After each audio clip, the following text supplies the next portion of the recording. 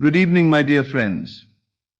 Tonight I want to reveal to you the most powerful creative force in the universe.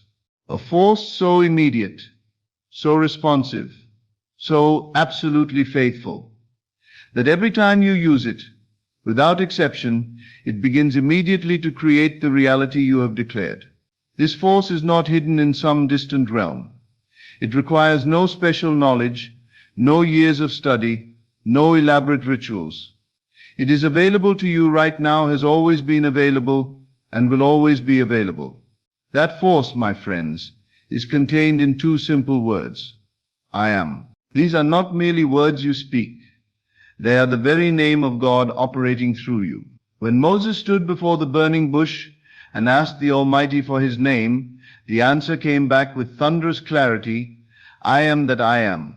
And that same creative power, that same divine authority, lives within you and expresses through you every time you declare, I am. Most people use these words carelessly, unconsciously, destructively. They say, I am broke, I am sick, I am lonely, I am afraid, never realizing that they are speaking with the creative authority of the universe itself. They are wielding the most powerful magic wand ever created, but they are using it to create limitation, suffering, and lack. Tonight, I want to teach you to use your magic wand consciously, deliberately, powerfully. I want to show you how to transform every I am statement into a conscious act of creation that builds the life you desire rather than perpetuating the life you want to escape.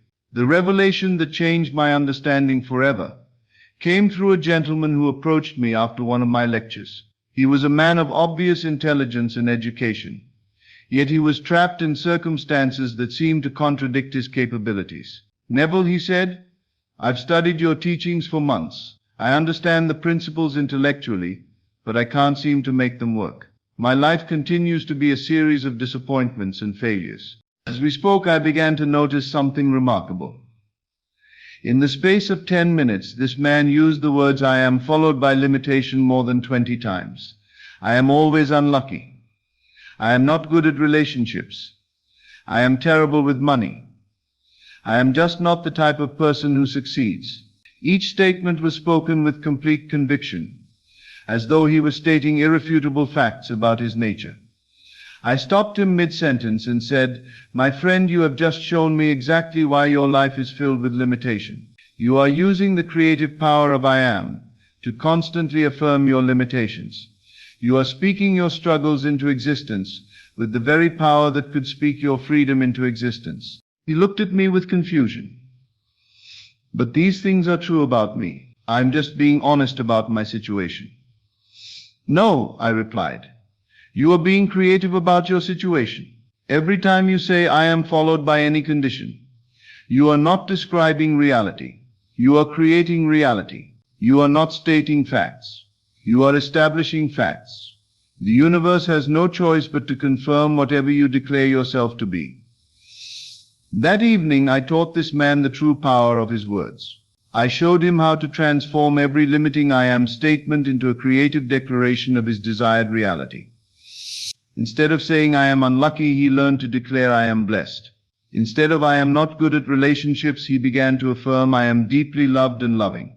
Instead of I am terrible with money, he started stating I am naturally abundant. At first, these new statements felt foreign and false to him, because they contradicted his current experience.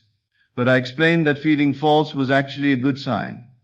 It meant he was expanding beyond his old identity into a new one. The goal was not to convince his mind that these things were already true, but to impress upon his subconscious that these were the truths he was choosing to create. Within 6 months, every aspect of this man's life had transformed. Opportunities appeared that perfectly matched his new I am declarations.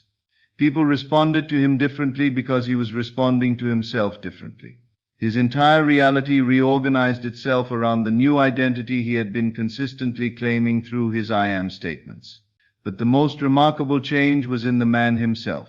He had stopped being a victim of circumstances and had become the conscious creator of circumstances. He had learned to wield his magic wand with intention and purpose. You see, I am is not simply a phrase you speak. It is the creative mechanism through which consciousness expresses itself as individual experience.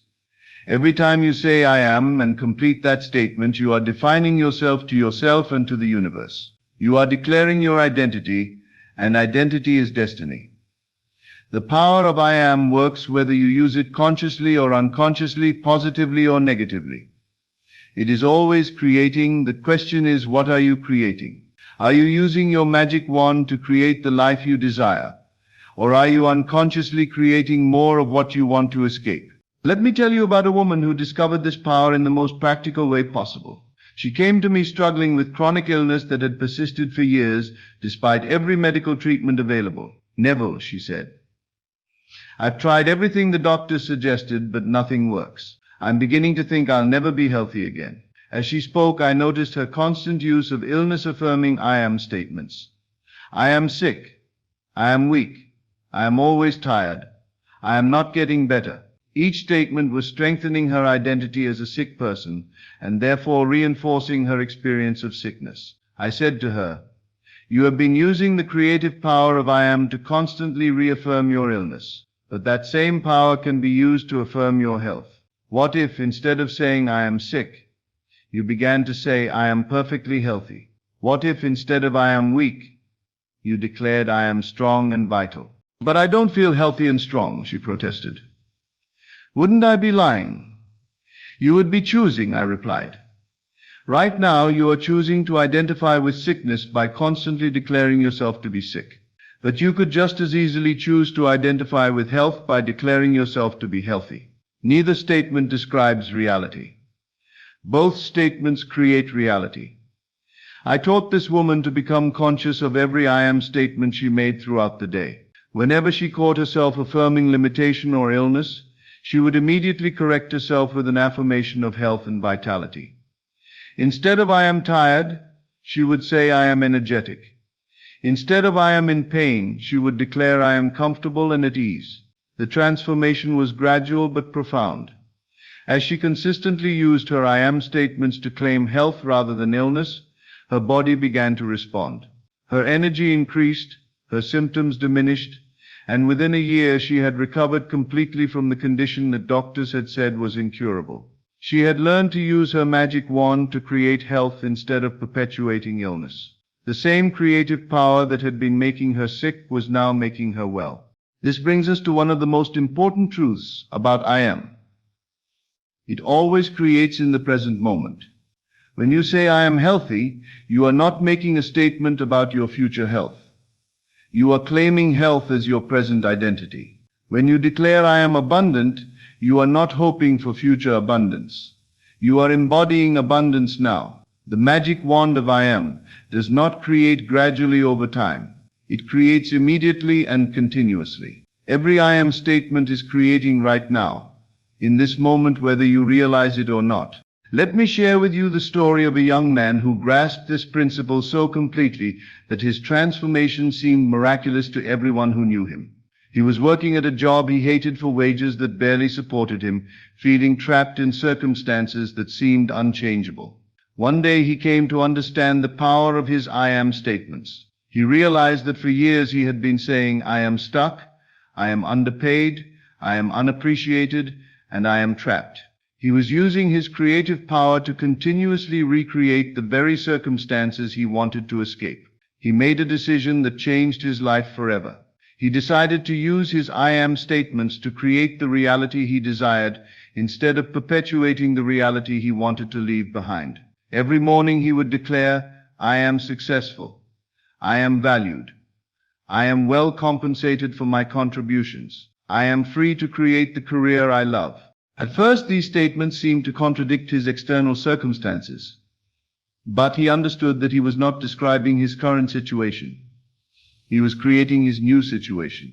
He was using his magic wand to forge a new identity, and he knew that external circumstances would eventually conform to match his internal identity. Within 3 months, he had been offered a position with another company that paid twice his current salary. Within a year, he had been promoted to a leadership role that utilized his talents perfectly. Within 2 years, he had started his own successful business. But the most remarkable change was not in his external circumstances. It was in his relationship with himself. He had learned to see himself as successful, valuable, and free. And this new self-concept had manifested as a completely transformed life.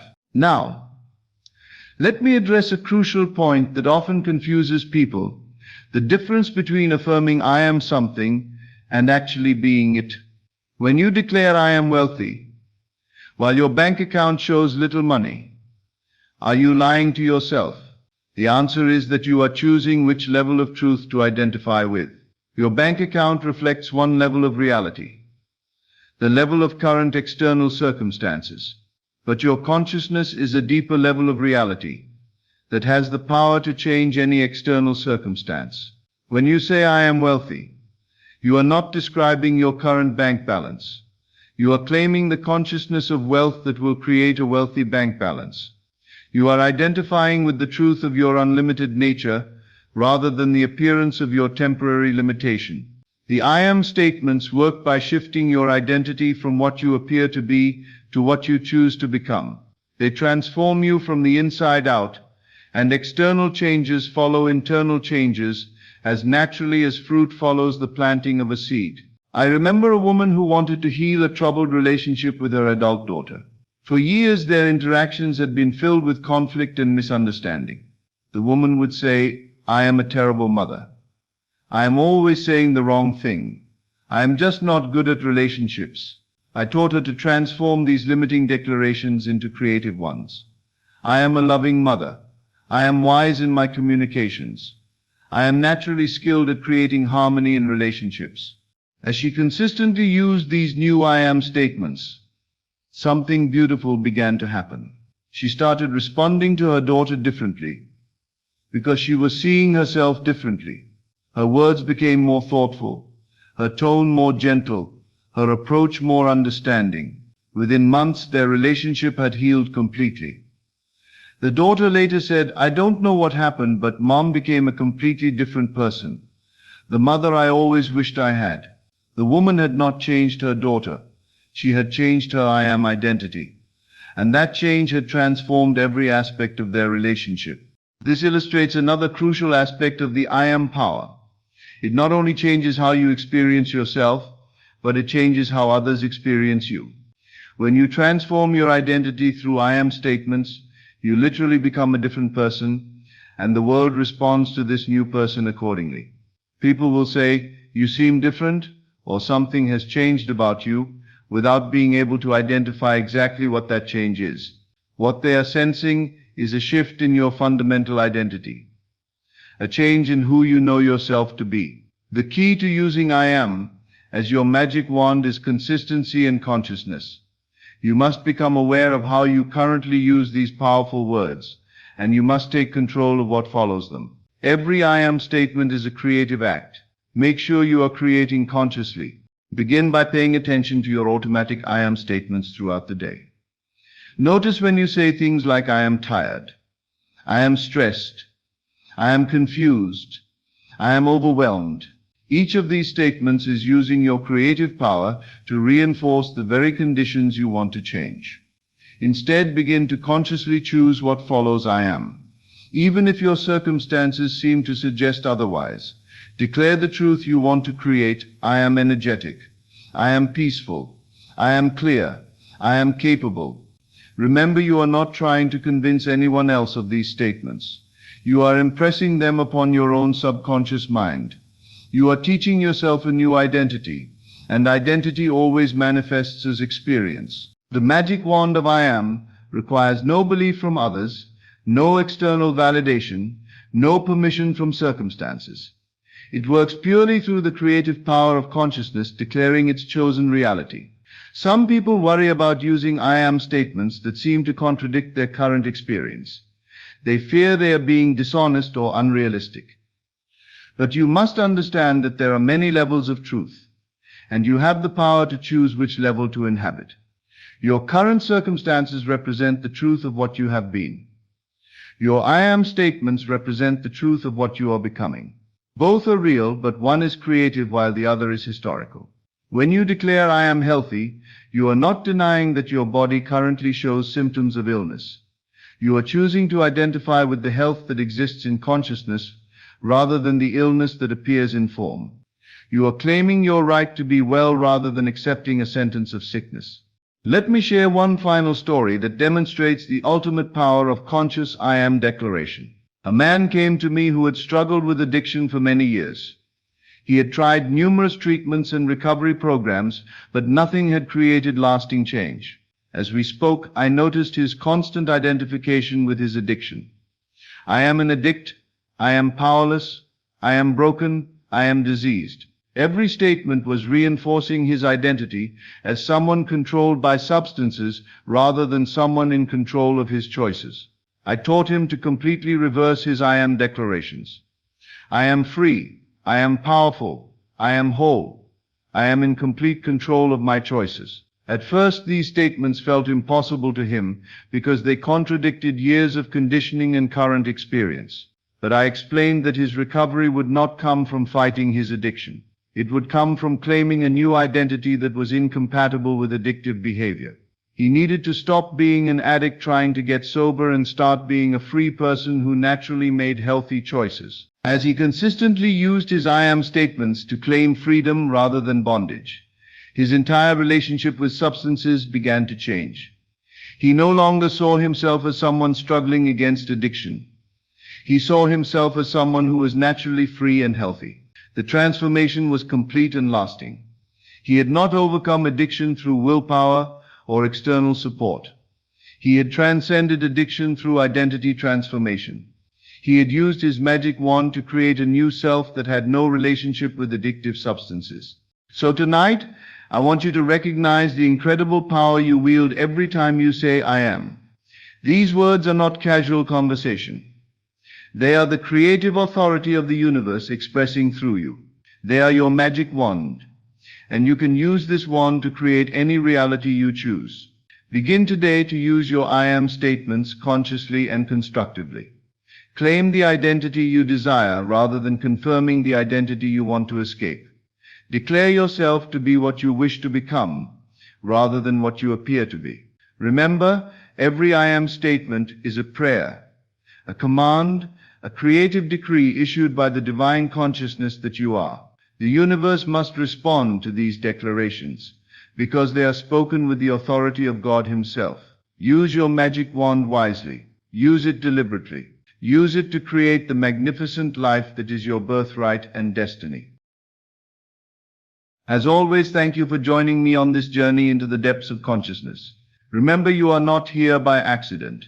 You are here because your soul is ready for this truth. Take these teachings and let them transform not just your mind, but your entire reality. Until we meet again in consciousness, keep assuming your greatness and living from the end of your desires. This is Best of Lectures. I will see you in the next video. Talking to oneself is a habit everyone indulges in.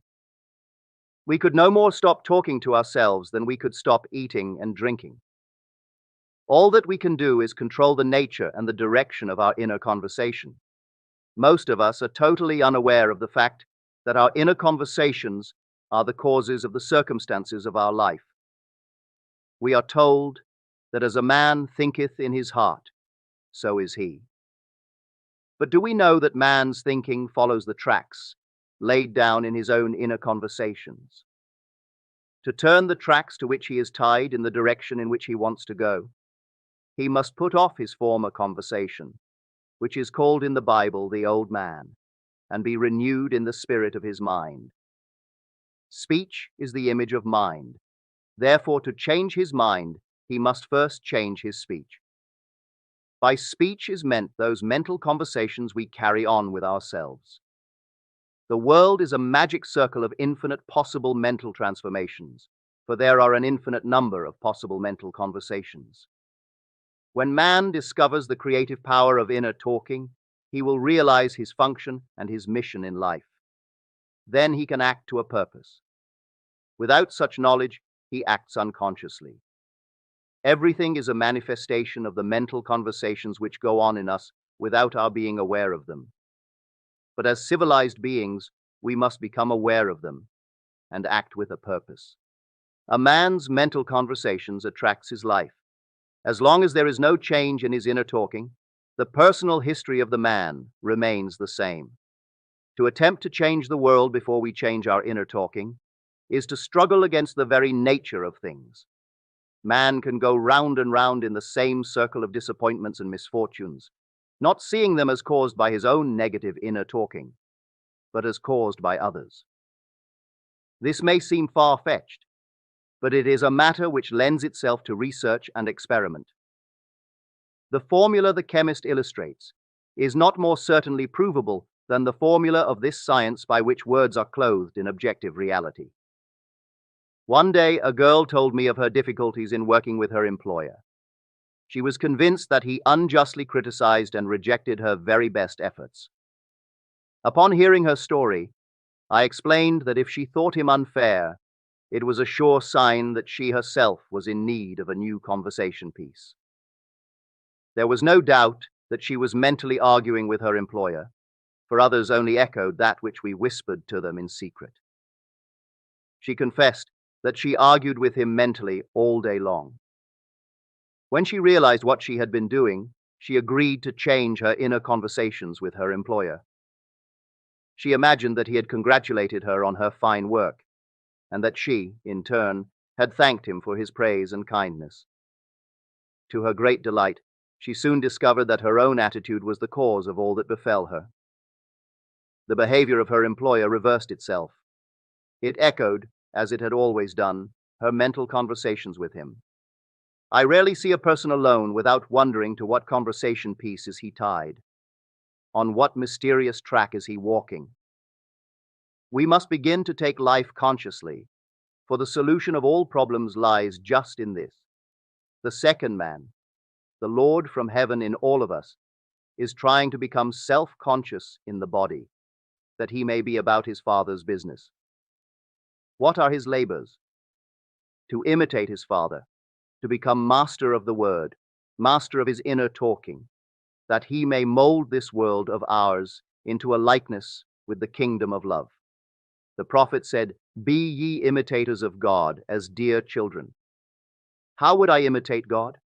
Well, we are told that God calls things that are not seen as though they were seen, and the unseen becomes seen. Our inner conversations represent, in various ways, the world we live in. Our individual worlds are self-revelations of our own inner speech.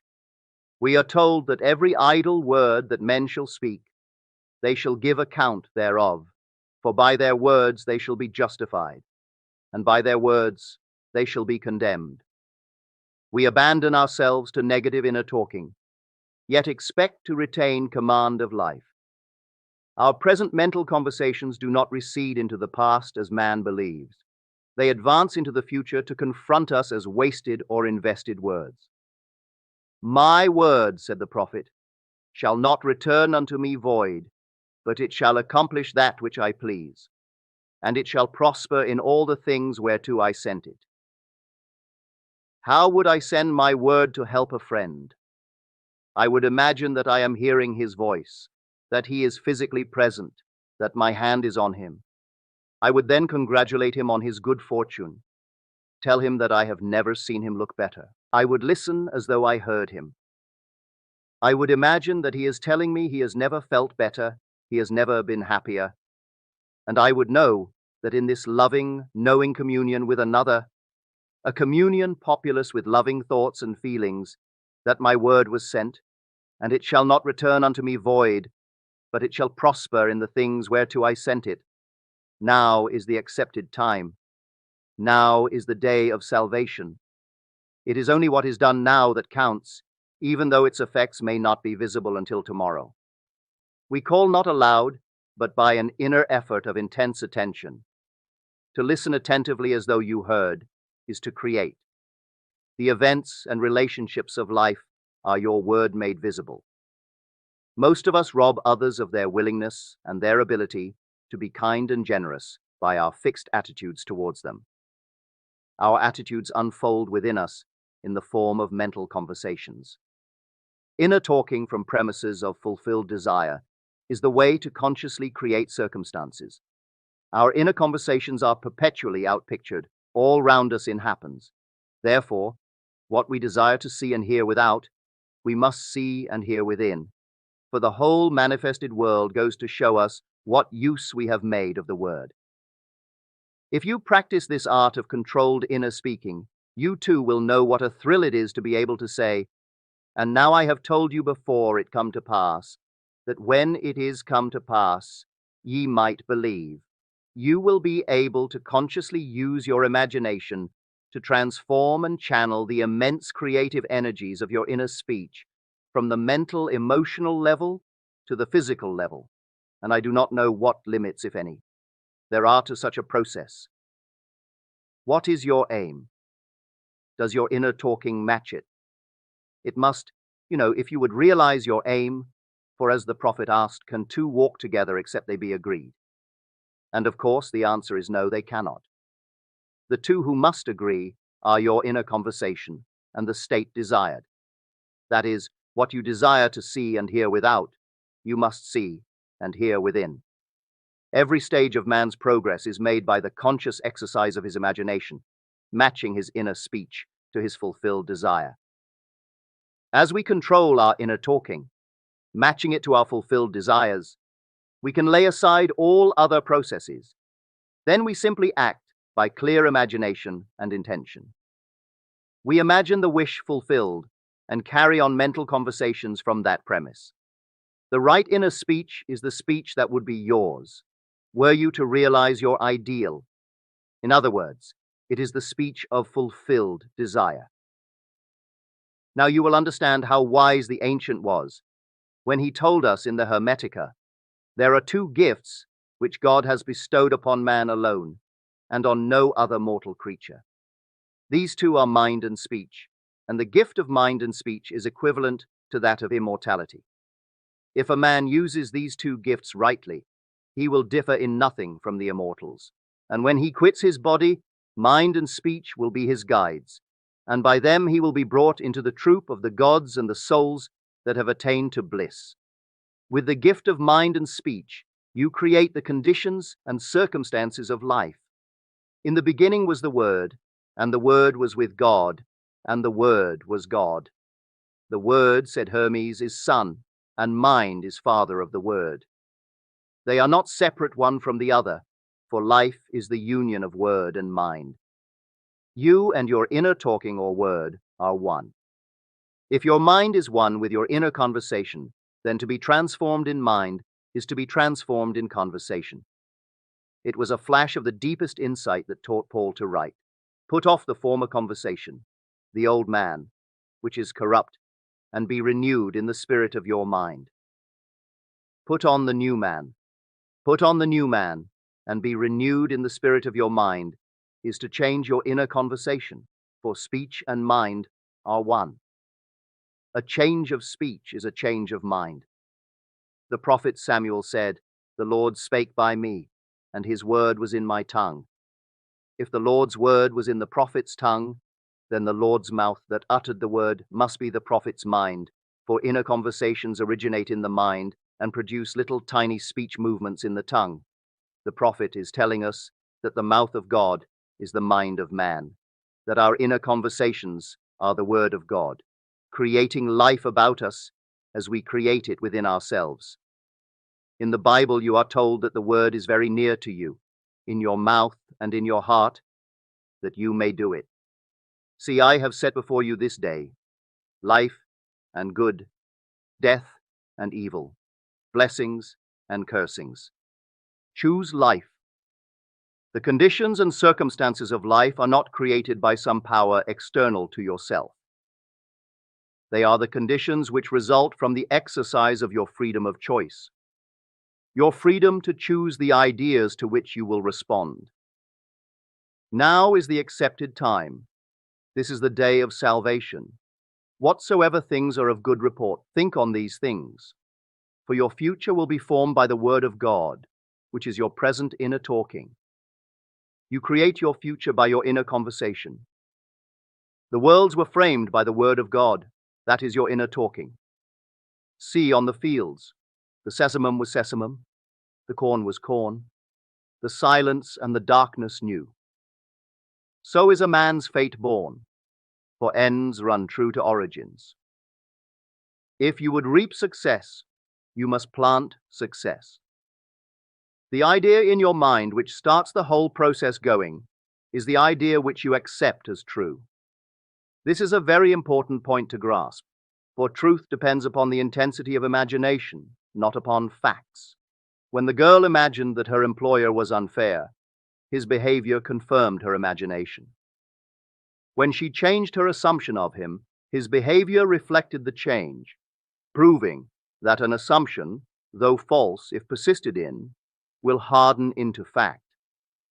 The mind always behaves according to the assumption with which it starts. Therefore, to experience success, we must assume that we are successful. We must live wholly on the level of the imagination itself, and it must be consciously and deliberately undertaken. It does not matter if, at the present moment, external facts deny the truth of your assumption. If you persist in your assumption, it will become a fact. Signs follow, they do not precede. To assume a new concept of yourself is, to that extent, to change your inner talking or word of God, and is therefore putting on the new man. Our inner talking, though unheard by others, is more productive of future conditions than all the audible promises and threats of men. Your ideal is waiting to be incarnated, but unless you yourself offer it human parentage, it is incapable of birth. You must define the person you wish to be, and then assume the feeling of your wish fulfilled in faith that that assumption will find expression through you. The true test of religion is in its use, but men have made it a thing to defend. It is to you that the words are spoken. Blessed is she that believeth, for there shall be an accomplishment of those things which are spoken unto her from the Lord. Test it. Try it. Conceive yourself to be one that you want to be, and remain faithful to that conception, for life here is only a training ground for image making. Try it and see if life will not shape itself on the model of your imagination. Everything in the world bears witness of the use or misuse of man's inner talking. Negative inner talking, particularly evil and envious inner talking, are the breeding ground of the future battlefields and penitentiaries of the world. Through habit, man has developed a secret affection for these negative inner conversations. Through them he justifies failure, criticizes his neighbors, gloats over the distress of others, and in general, pours out his venom on all. Such misuse of the word perpetuates the violence of the world. The transformation of self requires that we meditate on a given phrase, a phrase which implies that our ideal is realized, and inwardly affirm it over and over and over again, until we are inwardly affected by its implication, until we are possessed by it. Hold fast to your noble inner convictions or conversations. Nothing can take them from you but yourself. Nothing can stop them from becoming objective facts. All things are generated out of your imagination by the Word of God, which is your own inner conversation, and every imagination reaps its own words, which it has inwardly spoken. The great secret of success is a controlled inner conversation from premises of fulfilled desire. The only price you pay for success is the giving up of your former conversation, which belongs to the old man, the unsuccessful man.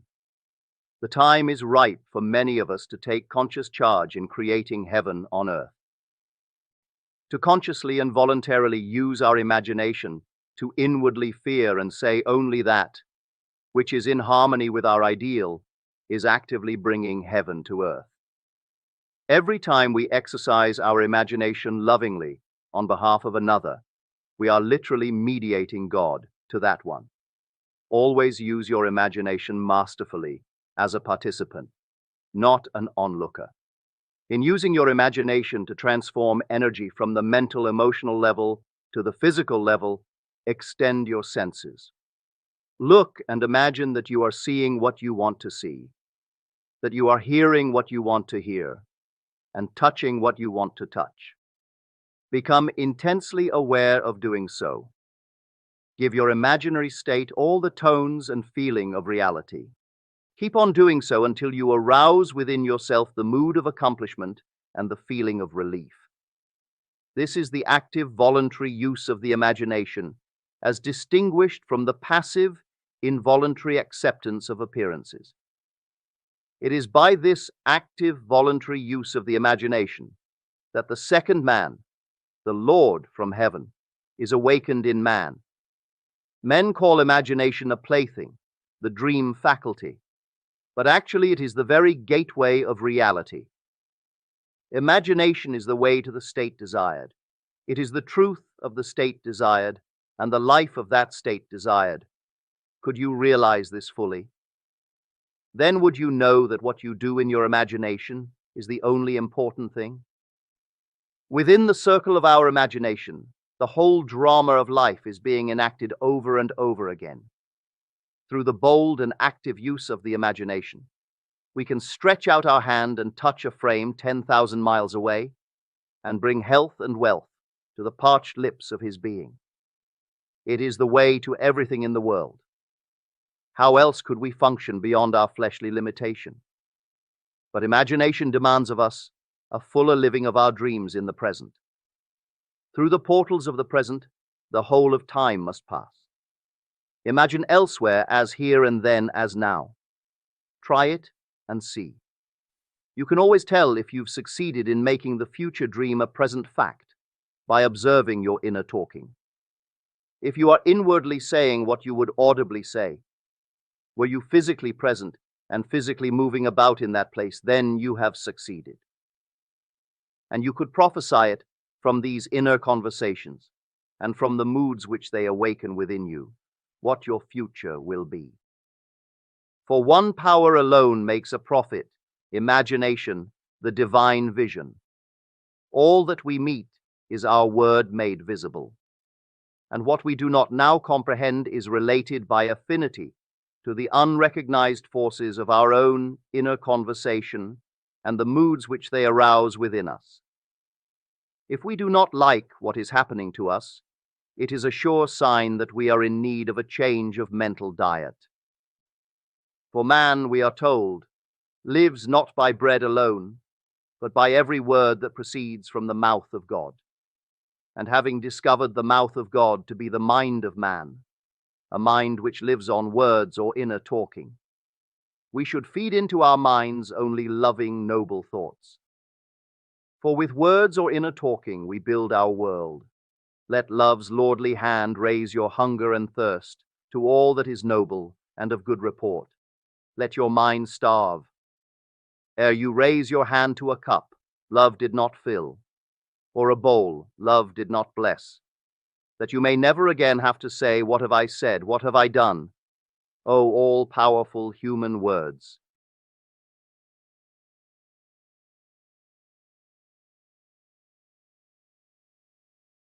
My friends, tonight I want to share with you the most revolutionary truth you will ever hear. It's a truth so simple that most will dismiss it, yet so profound that it holds the key to transforming your entire world. Are you ready to discover the secret that the mystics knew, that the ancients whispered about, and that modern man has forgotten? The secret is this: your assumptions harden into fact. Now, before you shake your head in disbelief, let me ask you something. Look around your life right now. Everything you see, everything you experience, everything you call your reality, it all began as an assumption in someone's mind. The chair you're sitting in was once just an assumption in a carpenter's imagination. The building you're in was once merely an assumption in an architect's mind. But I'm going to tell you something even more startling. The life you're living right now is nothing more than the hardened assumptions you've held about yourself and your world. Every limitation you experience, every joy you feel, every relationship you have, all of it springs from your assumptions. Here's where it gets fascinating. Most people assume they are powerless. They assume they are victims of circumstance. They assume that the world happens to them, rather than understanding that the world happens from them. And because they hold these assumptions consistently, day after day, these assumptions crystallize into their experienced reality. But what if I told you that you could change any assumption right now, in this very moment, and thereby change your world? Let me share with you a story that will illustrate this power. A woman came to me once, desperate and broken. She had been married for 15 years to a man who she claimed was cruel and unloving. He never speaks kindly to me, she said. He's always critical. He makes me feel worthless. I asked her a simple question. What do you assume about your husband when you think of him? I assume he doesn't love me, she replied, without hesitation. And how long have you held this assumption? For years, she admitted. Then I said, you have been the author of your own misery. Your assumption that he doesn't love you has hardened into the very experience you're living. Now here's where the magic begins. I instructed her to change her assumption. Instead of assuming he didn't love her, she was to assume, despite all evidence to the contrary, that he adored her. She was to fall asleep each night in the assumption that she was cherished, valued, and deeply loved by her husband. But that's not true, she protested. He just criticized me this morning.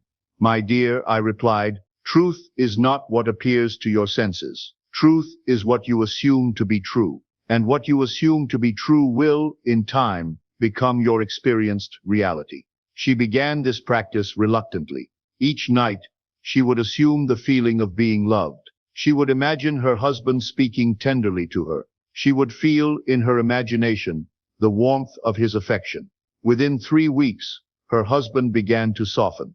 Within 2 months, he was the loving man she had assumed him to be. He brought her flowers, spoke kindly, and treated her with the very love she had dared to assume. But wait, here's the profound truth.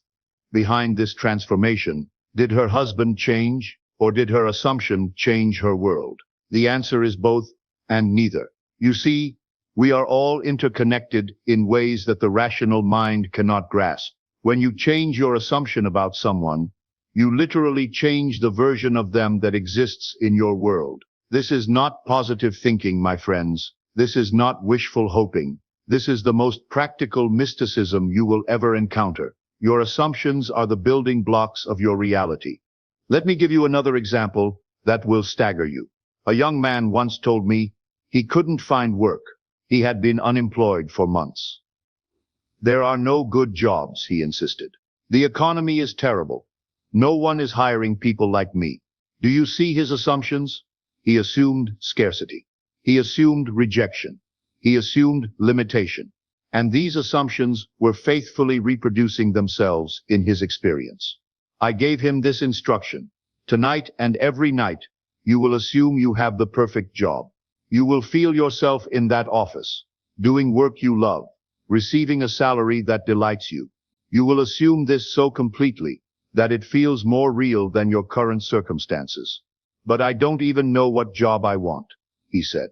Your assumption will reveal that to you, I replied. Assume the feeling of fulfillment, of purpose, of being perfectly placed in your work life. Let the details follow the assumption. Here's what happened next. Within days of maintaining this assumption, he received a call from a company he had never heard of. They had gotten his resume from someone, he never found out who. The job was exactly what he had imagined in his assumption. The salary was precisely what he had dared to feel he deserved. Coincidence? Luck? No, my friends. This is the law in operation. Assumption hardens into fact as surely as water freezes into ice. Now, let me address the doubt that's arising in your mind. You're thinking, but Neville, what about all the times I've wanted something and it didn't happen? Let me ask you this. What were you really assuming? When you say you want something, but underneath you assume you can't have it, which assumption do you think will manifest? When you hope for something while assuming you're not worthy of it, which assumption carries the power? The assumption that governs your life is not the one you speak aloud or even think consciously. It's the one you feel most deeply, most consistently. It's the assumption that feels most real to you. Let me tell you about a woman who discovered this the hard way. She came to me saying, I affirm abundance every day. I say I am wealthy hundreds of times.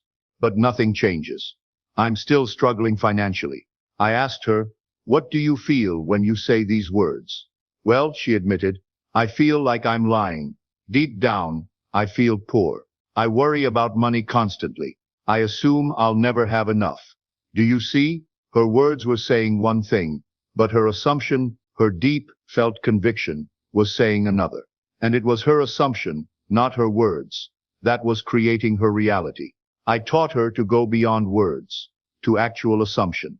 Instead of saying, "I am wealthy," while feeling poor, she learned to assume the feeling of wealth. She imagined having more than enough. She felt the security, the freedom, the joy of abundance. And here's what's crucial to understand. She didn't try to convince her rational mind that she was wealthy. She knew that was impossible, given her current circumstances. Instead, she went to her imagination and made wealth feel real there. Every morning, she would spend time in her imagination, living from the assumption of abundance. She would imagine paying bills easily, buying beautiful things, helping others financially. She made these imaginal experiences so vivid that they felt more real than her bank account. Within 4 months, her financial situation had completely transformed. She received an unexpected inheritance. Her business suddenly flourished, and opportunities for income seemed to appear from nowhere. Now let me share with you the deepest secret of assumption. Your imagination is not just a faculty for daydreaming. Your imagination is the very workshop of creation. When you assume something in your imagination and make it feel real, you are literally creating that reality. Most people use their imagination to worry, to rehearse problems, to assume the worst. They imagine failure, rejection, illness, poverty, and then wonder why these things manifest in their lives. But you can use your imagination consciously, deliberately, to assume the reality you desire. You can make your desired state feel so real in imagination that it must express itself in your outer world. Here's a story that will demonstrate this power beyond question. A man came to me who had been diagnosed with a serious illness. The doctors had given him a grim prognosis. His family was preparing for the worst. Everyone around him was assuming his decline and eventual death. But I asked him, "What do you assume about your body?" "I assume it's failing," he said. "I assume I'm sick. I assume I'm getting worse." Then I told him, "You are creating more sickness with every assumption of illness. What if you assumed perfect health instead?" He protested that this would be denying reality. I explained that there is no reality except what we assume to be real. His illness was real because he and everyone around him assumed it was real. But health could become equally real if he assumed it with the same conviction. Here's what I taught him to do. Every night, he was to assume perfect health, not hope for it, not wish for it, but assume it as an accomplished fact. He was to feel the vitality in his body, imagine his doctor's amazement at his recovery, see himself living a long and healthy life. He was to make this assumption so real in his imagination that it felt more true than his current symptoms. He was to fall asleep in the assumption of perfect health, letting this conviction sink into his deeper mind. The transformation was remarkable. Within weeks, his symptoms began to improve. Within months, his doctors were calling it a miracle. But it wasn't a miracle in the supernatural sense. It was the natural result of changing his assumption about his body. His assumption of health had hardened into the fact of health. Now let me address something that confuses many people. Neville, they ask, if we create everything through assumption, why do bad things happen to good people? Why is there suffering in the world? My friends, this is perhaps the most important question you can ask, because the answer will set you free. Everything that happens to you is the result of your assumptions, either conscious or unconscious. Most people are not aware of their assumptions, so they create unconsciously, automatically, based on their fears, their conditioning, their inherited beliefs. When something unwanted happens, instead of asking, "Why me?" ask, "What was I assuming that created this?" Because within that question lies your power to change it. Let me share a personal example. Years ago, I went through a period of financial difficulty. I could have blamed the economy, my circumstances, other people. But I looked deeper and saw that I had been assuming lack. I had been imagining struggle, worrying about money, expecting hardship. My assumptions had created my experience of poverty. But once I saw this, I could change it. I began to assume abundance. I imagined wealth, felt prosperity, lived from the assumption of having more than enough. And my outer world changed to match my inner assumption. Here's what most people don't understand about problems. Problems are not obstacles to overcome. They are assumptions to be changed. Every problem in your life is showing you an assumption you've been holding unconsciously. Are you lonely? You're assuming isolation. Are you sick? You're assuming weakness. Are you struggling? You're assuming limitation. The problem is not the thing itself. The problem is the assumption that created it. Change the assumption, and the problem must dissolve. Let me tell you about a woman who applied this principle to heal a relationship. She had been estranged from her daughter for years. They had argued, said hurtful things, and neither would make the first move toward reconciliation. The woman came to me heartbroken, assuming her daughter hated her, and that their relationship was permanently damaged. I asked her to change her assumption. Instead of assuming estrangement, she was to assume love. Instead of assuming her daughter's anger, she was to assume her daughter's forgiveness and desire for reconciliation. But she won't even speak to me, the woman protested. Then speak to her in your imagination, I replied. Assume the conversation you want to have. Feel her love, hear her forgiveness, experience the reconciliation you desire. Every night, she practiced this assumption.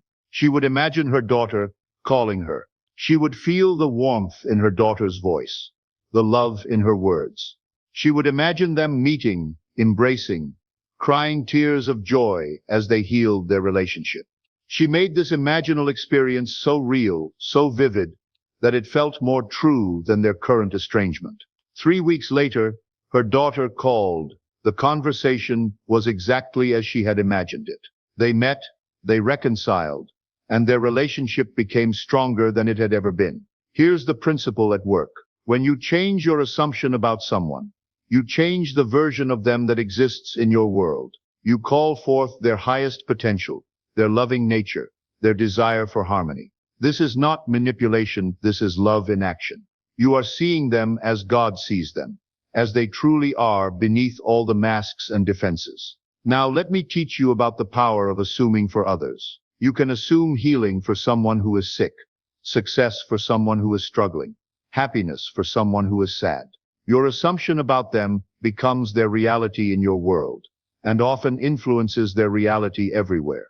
A mother once asked me to help her son, who was struggling with addiction. She had tried everything: interventions, treatment programs, threats, bribes. Nothing worked. I told her to stop assuming his addiction and start assuming his freedom. Every night she was to see him clean, healthy, happy, and free. She was to assume his recovery as an accomplished fact. But he just relapsed again, she said.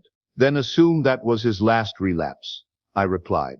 Assume his freedom more powerfully than you assume his addiction. She began this practice with dedication. Every night she would see her son free from drugs. She would imagine him healthy, working, building a good life. She felt his freedom so completely that his addiction seemed like a distant memory. Within months, her son entered recovery voluntarily and stayed clean. Her assumption of his freedom had created space for that freedom to manifest.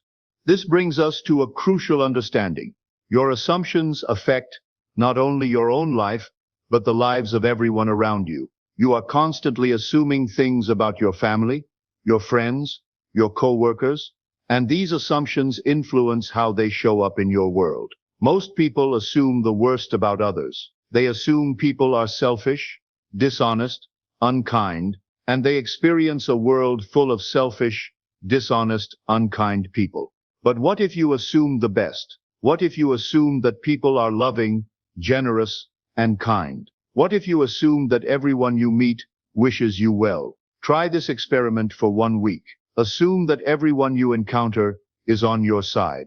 Assume that people want to help you, that they see the best in you, that they wish for your success and happiness. Don't try to convince yourself this is true. Just assume it and see what happens. Notice how differently people respond to you when you approach them with this assumption. You'll be amazed at how loving and helpful people become when you assume they are loving and helpful. Now let me address the question of time. Many people ask, how long does it take for an assumption to manifest? The answer is, it takes as long as it takes for you to make that assumption feel completely real and natural to you. Some assumptions manifest quickly because they feel natural to you. If you assume you'll find a parking space, and you really believe it, you'll probably find one quickly because this assumption doesn't contradict your self-concept. But if you assume great wealth when you've always seen yourself as poor, it may take longer because this assumption conflicts with deeper assumptions about yourself.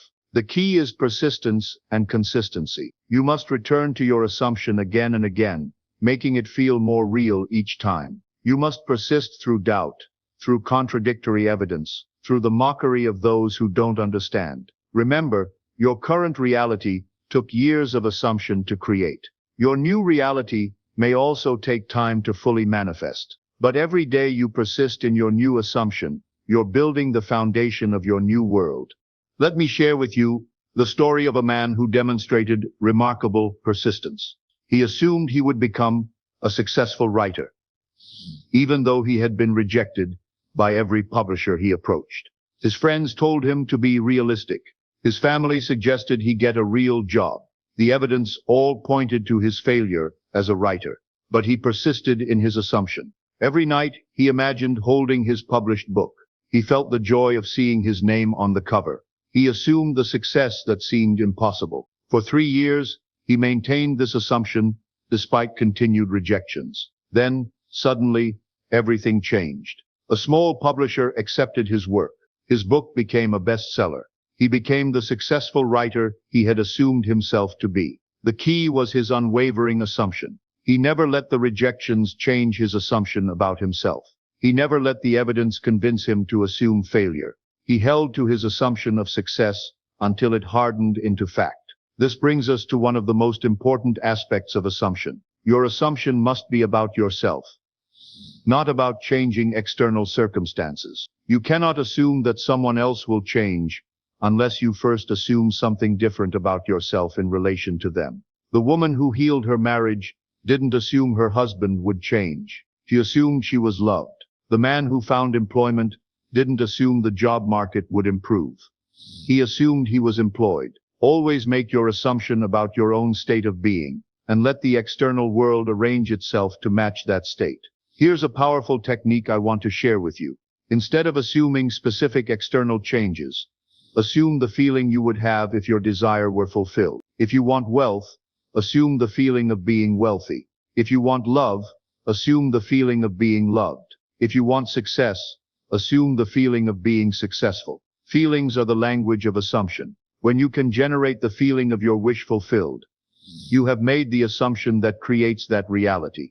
Let me tell you about a woman who mastered this technique. She wanted to travel the world, but had no money and many responsibilities. Instead of assuming she would get money, or that her responsibilities would disappear, she assumed the feeling of being a world traveler. She would spend time each day imagining herself in exotic locations. She felt the adventure, the freedom, the joy of discovery. She made this feeling so real that she began to see herself as someone who travels the world. Within a year, everything aligned to make travel possible. She received an unexpected inheritance that freed her from debt. Her family situation changed in ways that gave her more freedom. Opportunities arose for her to travel for work. Her assumption of being a traveler had created the circumstances that made travel possible. Now, let me teach you about the most powerful assumption of all. Assume that you are God in human form. Assume that you are the creator of your experience, the author of your story, the artist of your life. This is not blasphemy. This is the deepest truth of existence. The creative power of the universe is not separate from you. You are that power, individualized as your personal experience. When you truly accept this assumption, everything changes. You stop being a victim and become a creator. You stop reacting to life and start creating it. Here's how this assumption transforms everything. When you assume you are the creator of your experience, You realize that everything in your life is there because you assumed it into existence. This means you have the power to assume it out of existence and assume something better in its place. You stop blaming others, circumstances, or fate for your problems. You recognize that your assumptions created your current reality, and new assumptions can create a new reality. Let me share with you a meditation that will help you embody this assumption. Tonight, as you prepare for sleep, imagine that you are the director of a great play called your life. You have been directing this play unconsciously, but now you're taking conscious control. Look at the current scenes in your play. Which characters do you want to change? Which situations need to be rewritten? What new scenes do you want to create? Now, as the director, begin to reimagine your play. See the characters behaving differently. Create new scenes that delight you. Feel yourself as the conscious creator of this beautiful drama. Fall asleep knowing that you are the author of your experience, and that tomorrow's scenes will reflect tonight's assumptions. Here's something that will revolutionize your understanding. Every person in your life is playing a role based on your assumption about them. Your difficult boss is playing the role you've assigned him through your assumption. Your loving friend is expressing the role you've assumed for her. This means you can change anyone's role in your life by changing your assumption about them. You are the casting director of your personal drama. Let me tell you about a man who applied this principle at work. He had a boss who was constantly critical and demanding. Every day was a struggle. He complained to his wife about this tyrant who made his life miserable. I asked him, "What role have you assigned your boss in the drama of your life?" "The villain," he replied, without hesitation. "Then that's the role he must play," I said. "What if you reassigned his role? What if you made him the supportive mentor instead of the cruel tyrant?" He began to assume a different role for his boss. Instead of assuming criticism, he assumed guidance. Instead of assuming demands, he assumed challenges that would help him grow. Instead of assuming a tyrant, he assumed a tough but caring mentor. Within weeks, his boss began to change. The criticism became constructive feedback. The demands became opportunities for advancement. The relationship transformed completely. Had his boss changed, or had his assumption changed the role his boss could play in his life? The answer is both. This brings us to the understanding of free will. People often ask, if I can assume things about others and change their behavior, what about their free will? Here's the truth. Everyone has infinite potential. In every person exists the capacity for love and hate, kindness and cruelty, success and failure. Your assumption about them calls forth one aspect of their infinite potential. When you assume someone is loving, you create space for their loving nature to emerge. When you assume someone is cruel, you call forth their capacity for cruelty. You're not controlling them. You're determining which version of their infinite self you experience. Let me share a story that illustrates this beautifully.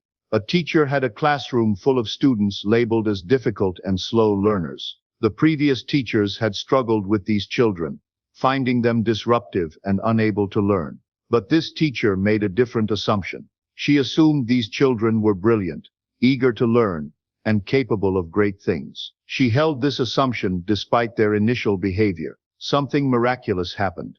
The children began to live up to her assumption. They became engaged, curious, and successful. By the end of the year, they were performing at the top of their grade level. Had the children changed, or had the teacher's assumption called forth their hidden potential? Both are true. Now, let me teach you about assuming in the face of apparent failure. Sometimes you will assume something, and it won't manifest as expected. This doesn't mean assumption doesn't work. It means you need to examine your deeper assumptions. Perhaps you assumed success, but had deeper assumptions about your unworthiness. Perhaps you assumed love, but held deeper assumptions about being unlovable. The assumption that manifests is always the one you hold most deeply, most consistently, most believably. Here's how to handle apparent failure. Don't abandon your desired assumption. Instead, examine what deeper assumptions might be contradicting it. Root out the limiting beliefs that are stronger than your desired assumption. A woman once told me she had been assuming wealth for months, but remained poor. Upon examination, we discovered she had a deep assumption that good people shouldn't have too much money, and wealth corrupts people. Her surface assumption of wealth was being contradicted by her deeper assumption that wealth was somehow wrong or dangerous. Once she changed her deeper assumptions about wealth, she began to assume that wealth was a tool for good, that abundant people could help others more effectively, that there was nothing spiritual about poverty. With her deeper assumptions aligned with her surface assumption, wealth began to flow into her life naturally and abundantly. This teaches us about the layers of assumption. You have assumptions about yourself, about others, about life, about what's possible, about what you deserve. All of these assumptions are working together to create your experience.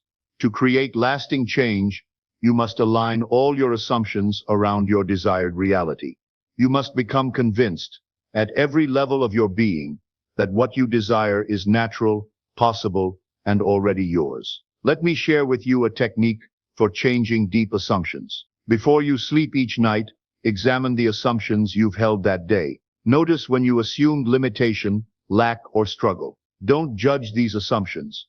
Simply notice them. Then, consciously choose new assumptions. Replace the assumption of limitation with the assumption of infinite possibility. Replace the assumption of lack with the assumption of abundance. Replace the assumption of struggle with the assumption of ease. Feel these new assumptions in your body. Don't just think them, feel them. Let the assumption of abundance create a feeling of security and freedom in your chest. Let the assumption of love create warmth in your heart.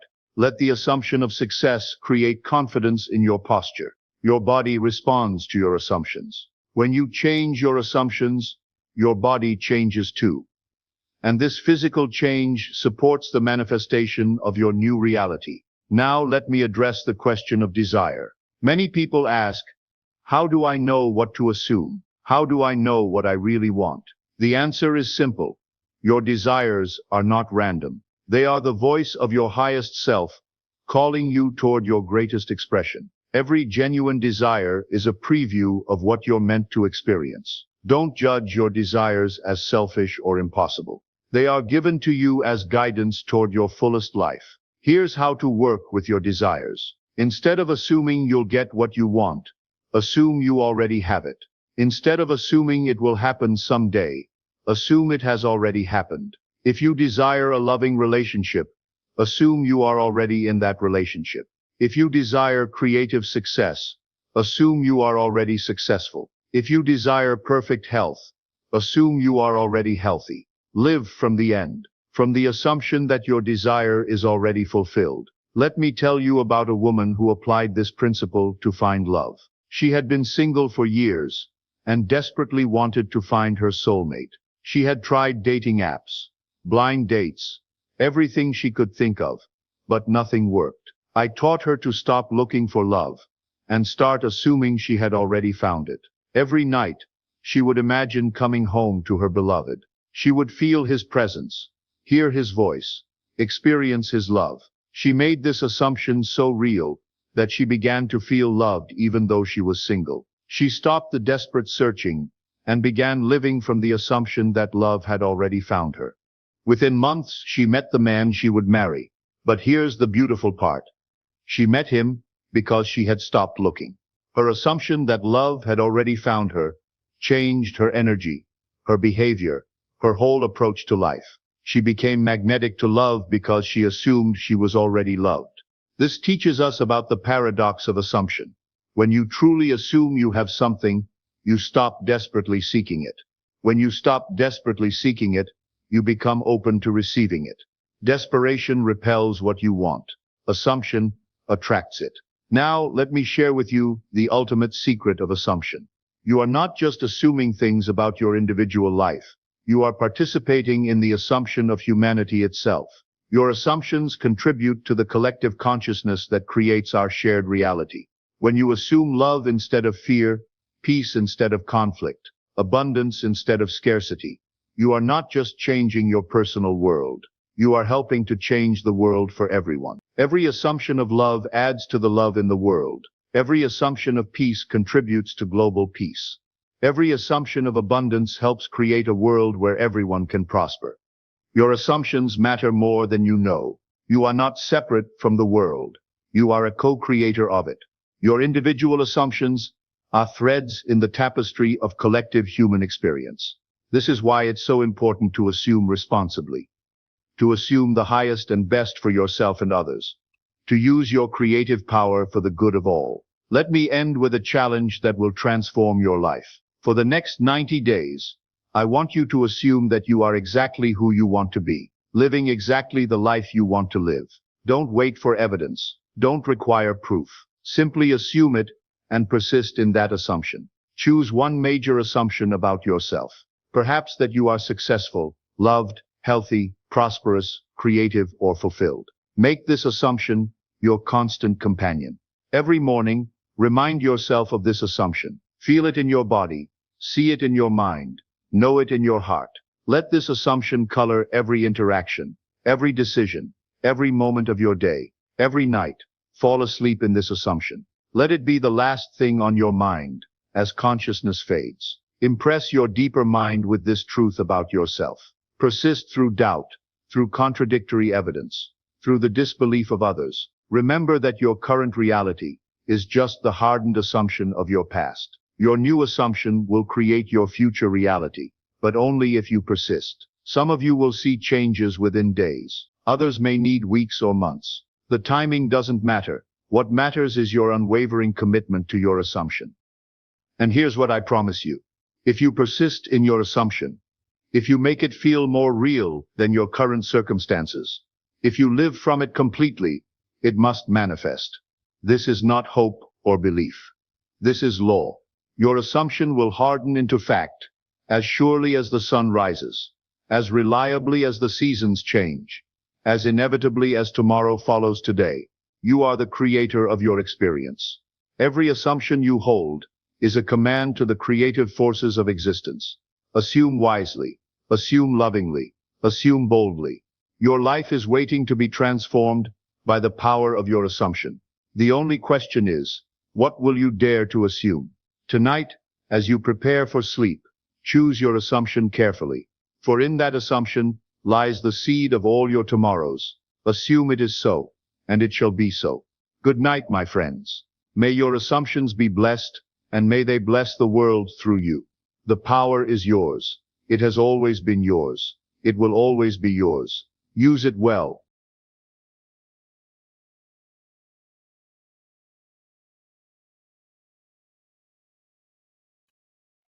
Have you ever felt like you're stuck in a rut, watching days blend into each other, with your dreams seeming just out of reach? It's like no matter what you do, you're running in place, not getting any closer to where you want to be. Frustrating, isn't it? But here's a thought. What if the key to unlocking all those dreams and goals isn't found in the hustle and grind, but within the power of your own mind, or more specifically, the power of visualization? Visualization is like discovering a hidden path in a dense forest. William James, a wise old philosopher, once said, "The greatest discovery of my generation is that human beings can alter their lives by altering their attitudes of mind." This is where visualization shines. It's a potent tool that can transform the landscape of your life in incredible ways. Think of it as an architect drawing a blueprint before the actual building takes shape. You're the architect here, and your dreams are the structures you're going to build. So how do you change the game of your life? That's what this video is all about. Keep watching until the end, because we are going to explore how the power of visualization can be your secret weapon to breaking free from the rut and stepping into a life where dreams don't just stay dreams. But to get to that point, let's first understand visualization itself. Well, you can imagine visualization like a superpower we all have, but maybe we've just forgotten how to use it. You know, when you daydream, maybe about lounging on a sunny beach or nailing that job interview, that's visualization. But it's more than just daydreaming. It's like creating a movie in your mind, where you're the director, the scriptwriter, and the star.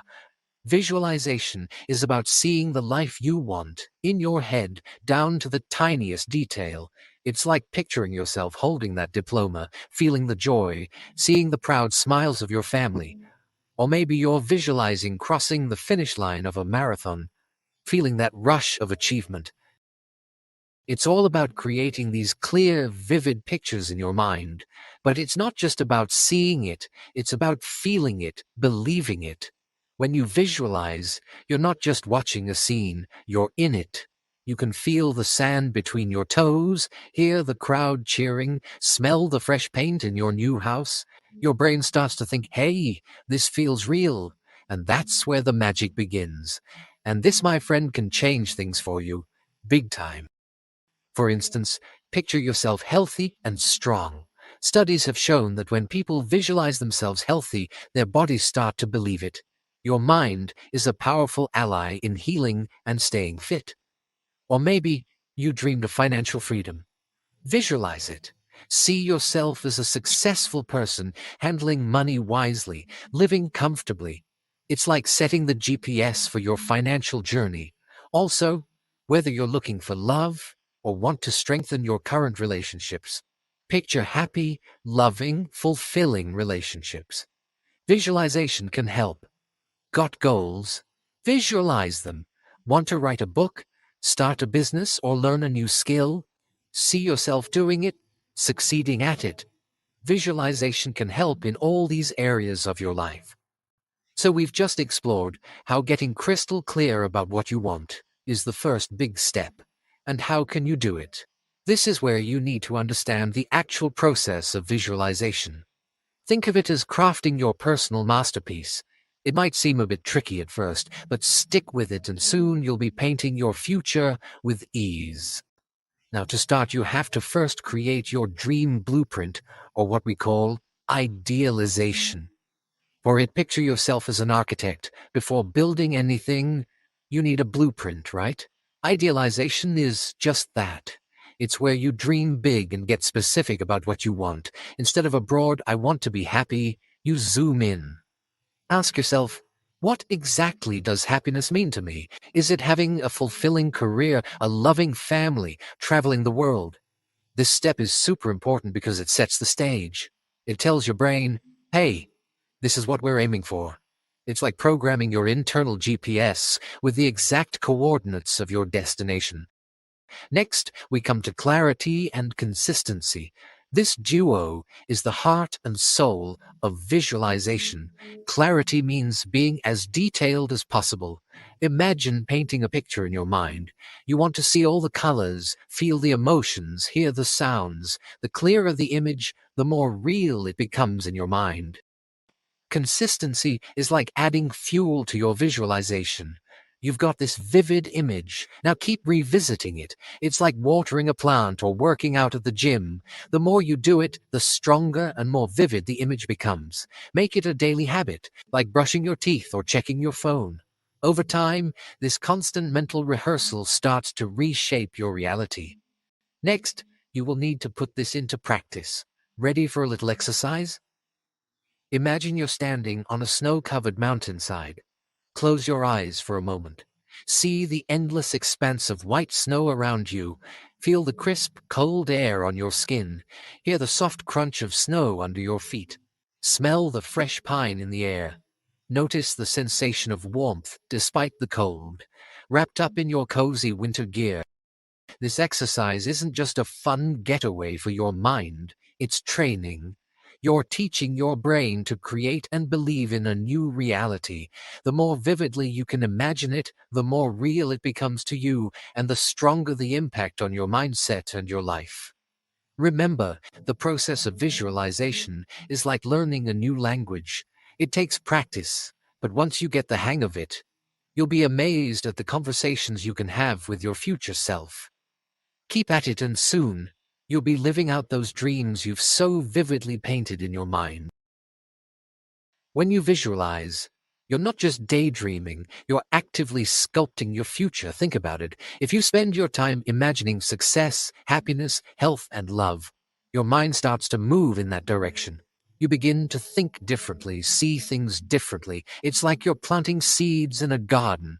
The more you nurture these thoughts, the more they grow, and eventually, They start to blossom into reality. This transformation doesn't happen overnight, but it's a powerful shift. You start to see opportunities where you once saw obstacles. Challenges become stepping stones, not roadblocks. It's like wearing a new pair of glasses that makes everything clearer and more achievable. Now let's talk about the real powerhouse behind all this, your subconscious mind. This part of your brain is like the engine room of a ship. It keeps everything running, even though you might not be aware of it. Your subconscious mind is incredibly powerful in shaping your reality. It's like a faithful servant. It listens to what you feed it through your thoughts and then works tirelessly to make that your reality. When you visualize, you're giving instructions to your subconscious. You're saying, "This is what I want to achieve." And here's the amazing part. Your subconscious doesn't really know the difference between reality and imagination. When you visualize something vividly, your subconscious starts to act as if it's real. It begins to align your actions, your habits, and even attract circumstances that help make your visualization come true. And this is where the real change happens. As you continue visualizing, you're programming your subconscious to recognize and seize opportunities that align with your goals. Your subconscious mind starts navigating the best route to get you there, avoiding traffic jams and roadblocks along the way. This is where the true power of visualization lies. It's not just about seeing a pretty picture in your mind. It's about changing your inner programming, the very blueprint of your thoughts and beliefs. As you change these, you begin to change the world around you. Opportunities that were once invisible to you start to become visible. People who can help you reach your goals begin to appear in your life. It's almost like the universe rearranges itself to make your dreams come true. But again, you've got to trust the process. Just like a seed buried in soil, you might not see immediate results, but under the surface things are happening. Your consistent visualization is nurturing these seeds, and in time, they will break through the soil into the sunlight.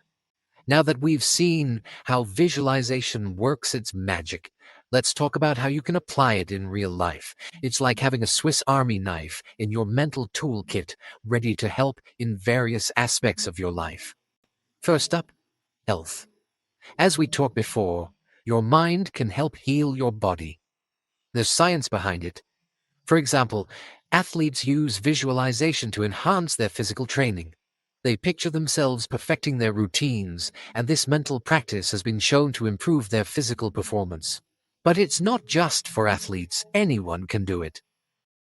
Moving on to wealth and abundance, visualize yourself achieving your financial goals, whether it's earning a higher salary, saving a substantial amount, or even being debt-free. Imagine the feeling of financial freedom, the things you could do, and the peace of mind you'd have. When you regularly visualize financial success, your mind starts to identify opportunities to make these visions real. It could be noticing a new job opening, coming up with a business idea, or making smarter financial decisions. Your mind's focus becomes your reality's magnet. Lastly, let's talk about achieving personal and professional goals. Visualization is like creating a blueprint for your success. Whether it's acing a job interview, learning a new skill, or even improving relationships, visualizing the outcome sets the foundation. Imagine the situation in detail, the setting, the people involved, the conversations, and most importantly, the successful outcome. Feel the emotions associated with achieving your goal. This mental rehearsal primes you for the real thing, building your confidence and preparing you for success. As we wrap up our journey through the world of visualization, let's remember some key takeaways.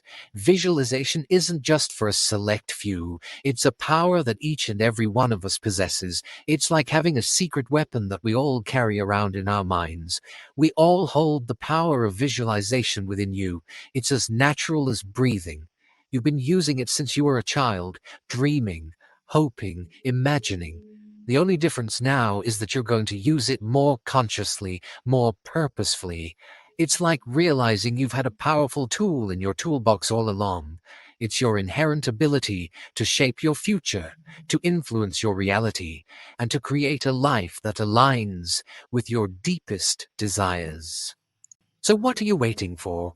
Start using this amazing tool. Set aside a few minutes each day to visualize your goals. Picture your ideal life in detail, the career you want, the relationships you cherish, the health and vitality you deserve. Let these images fill your mind and feel the emotions they bring, and don't just stop at visualization. Combine it with action. Visualization sets the stage, but your actions are what bring it all to life. It's a partnership between your inner visions and your outer efforts. Together, they form an unbeatable team that can take you to heights you've only dreamed of. To sum up the whole discussion, let's reflect on a powerful thought. Norman Vincent Peale once said, "Change your thoughts and you change your world." This simple yet profound statement captures the essence of visualization. Your thoughts have the power to reshape your world, to turn the invisible into the visible, and to bring your dreams into reality.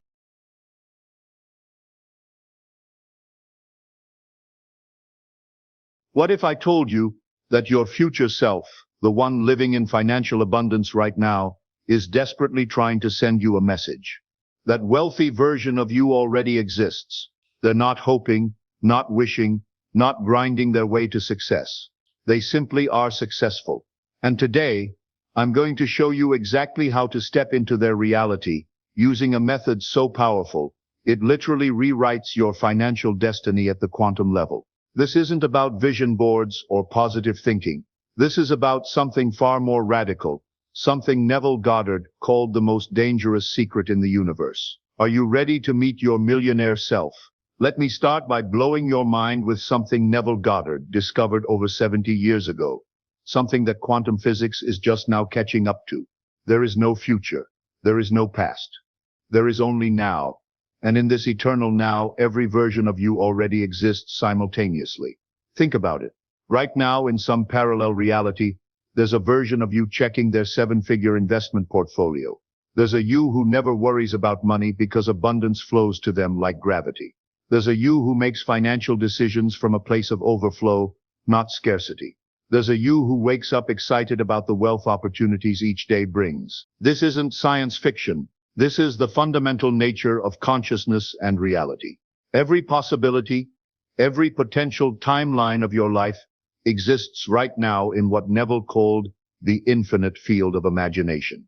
The only question is, which version are you identifying with? Most people spend their entire lives identified with their current circumstances. They look at their bank account, their debt, their financial struggles, and they say, "This is who I am. This is my reality." But Neville taught something revolutionary. Your current circumstances are not your identity. They're simply the outpicturing of your previous assumptions about yourself. Here's where most people get manifestation completely wrong. They think it's about wanting something so badly that the universe gives it to them. That's like trying to turn on a light by staring at the switch really hard. It's not about desire. It's not about need. It's not even about belief. It's about assumption. It's about knowing. It's about being. Neville called this the law of assumption, and it says this: whatever you assume to be true about yourself becomes your reality. Not might become, not could become. Your assumptions are literally the blueprint that reality uses to construct your experience. Right now, your subconscious mind has a story about who you are financially. Maybe it sounds like "I'm not good with money," or "rich people are greedy," or "I don't deserve abundance," or "money is hard to come by." Every single day, your reality is perfectly reflecting these assumptions back to you. Your brain is literally filtering out opportunities, ideas, and possibilities that don't match your financial identity. But here's what's incredible. Imagination, true imagination, is the only creative force in the universe. When you can imagine yourself wealthy, not as a fantasy, but as a present reality, you literally begin to shift into that parallel timeline. You start operating from the consciousness of your abundant self rather than your limited self. Your current financial reality isn't your permanent address. It's just where you've been camping. and it's time to move into your mansion. The radical truth is that your future abundant self isn't someone you're going to become. They're someone you are, just in a different state of consciousness. We're not creating a new you. We're remembering who you already are at your highest expression. This is why Neville said imagination is God. Because when you can truly embody the feeling of being wealthy, when you can sustain that state of consciousness, reality has no choice but to conform to your assumption. The quantum field responds to your state of being, not your state of wanting. So how do we make this practical? How do we step from the timeline where you're struggling financially to the timeline where money flows to you like a river? Let me give you the exact method that changed my life and the lives of thousands of others. I call this the future self-integration process, and it's built on 3 foundational pillars that work together to literally rewire your consciousness for abundance. The first pillar is what I call wealth archaeology. Most people try to manifest money by focusing on the money itself, which is like trying to grow a tree by staring at the fruit. Instead, we're going to excavate the consciousness of your wealthy self. Close your eyes and imagine that tonight, while you sleep, you're going to have the most vivid dream of your life. In this dream, you wake up as your financially abundant self. But here's the key. Don't focus on the money itself. Focus on the feeling. How do you move through the world when money is never a concern? How do you breathe? How do you stand? What does confidence feel like when it's backed by genuine financial security? How do you speak? What's your energy like when you know without a doubt that you're taken care of financially? Feel into that version of you. They're not anxious about bills. They're not checking their bank account obsessively. They're not making decisions based on fear or scarcity. They make choices based on what they truly want, not what they can afford. This isn't fantasy. This is archaeology. You're uncovering the consciousness that already exists within you.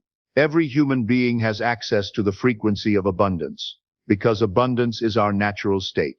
Scarcity is learned. Limitation is programmed.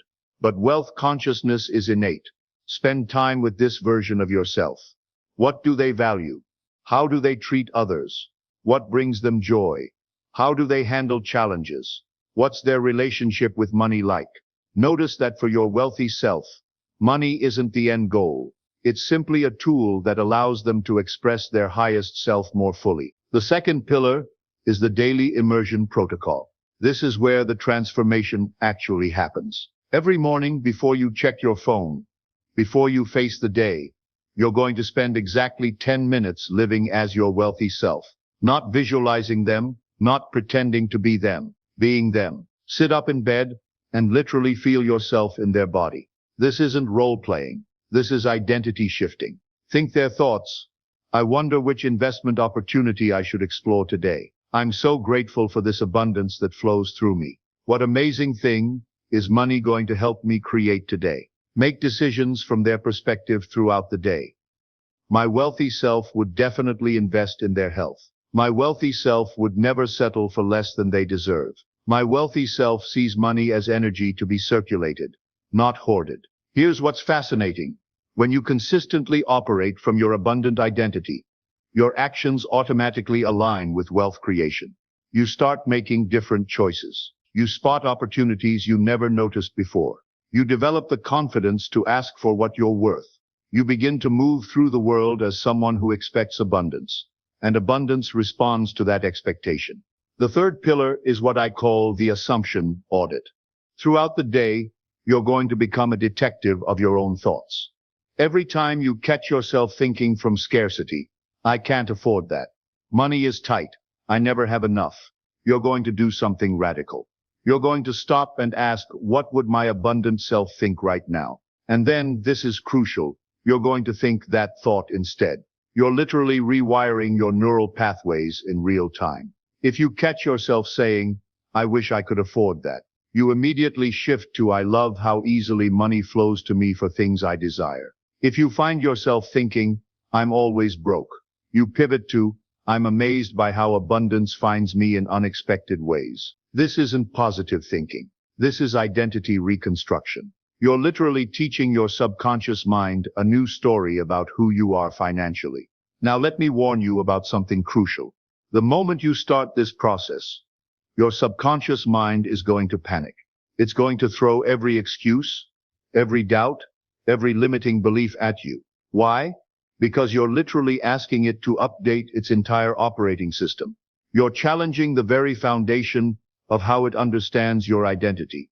This resistance comes in three distinct waves, and if you understand them, you can navigate through them instead of being derailed by them. The first wave is logical resistance. Your rational mind will say, this is impossible. I have bills, I have debt, I need to be realistic. People will think I'm crazy. This isn't how the world works. Here's what you tell that voice. I'm not ignoring my current situation. I'm choosing to operate from a higher timeline while I handle what needs to be handled. You can pay your bills and identify with your wealthy self. You can deal with debt and assume abundance. These aren't contradictory. You're simply choosing which consciousness to operate from. The second wave is emotional resistance. You might feel guilty for pretending to be wealthy when you're not. You might feel like you're lying to yourself or being delusional.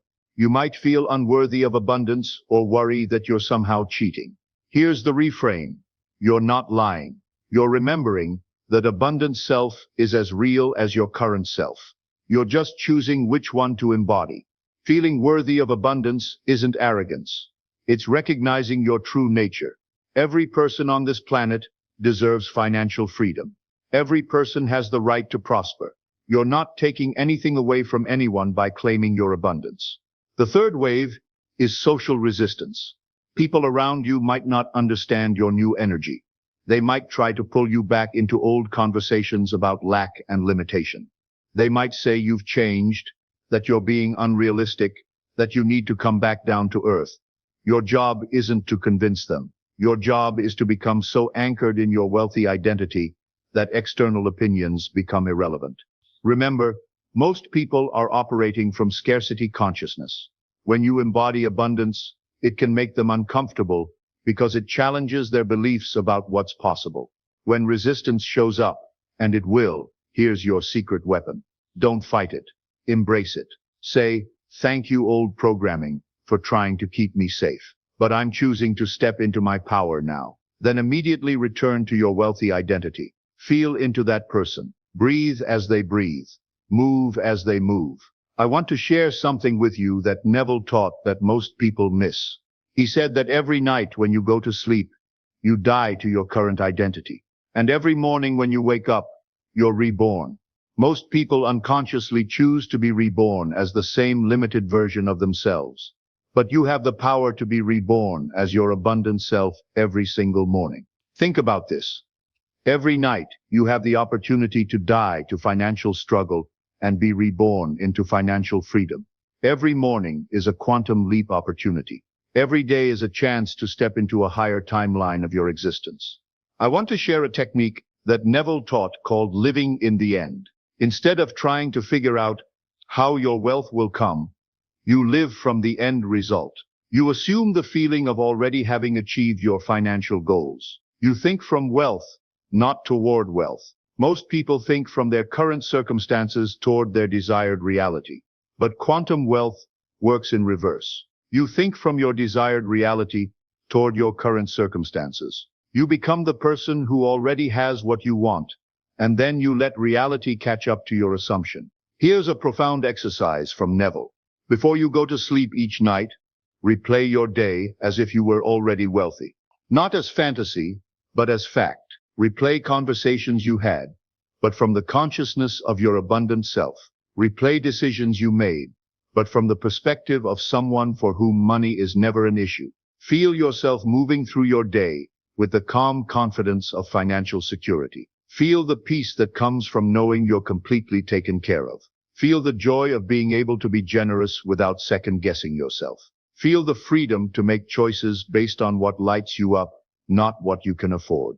This isn't just visualization. This is identity construction. You're literally building the neural pathways of wealth consciousness. You're training your subconscious mind to accept abundance as normal, natural, and inevitable. Now let me address something important. Some of you might be thinking, but I have real bills. I have real debt.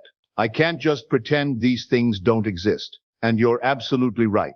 We're not denying your current circumstances. We're choosing not to be defined by them. Your wealthy self doesn't ignore problems. They solve them from a higher level of consciousness. They don't avoid responsibility. They handle it with grace and wisdom. They don't live in denial. They live in possibility. When you embody your abundant self while dealing with current challenges, something magical happens. Solutions appear that you couldn't see from your limited perspective. Resources show up that weren't available when you were operating from scarcity. Opportunities open up that were invisible to your struggling self. This is what Neville meant when he said, "You are already that which you want to be." And your refusal to believe this is the only reason you do not see it. Your wealthy self isn't coming. They're here. They're you. They've always been you. You've just been looking at yourself through the wrong lens. Now here's where this gets really exciting. As you consistently embody your abundant self, something I call the elegant flow begins to happen. This is when your external reality starts to shift to match your internal state, but it happens so naturally, so effortlessly, that it almost feels like magic. You might notice unexpected money coming your way. Maybe it's a refund you forgot about, a bonus you weren't expecting, or money from a source you never considered. You might find investment opportunities appearing that seem perfectly suited for you. People might start treating you differently, with more respect and recognition, even though nothing external has changed yet. You might discover that you naturally start making better financial decisions.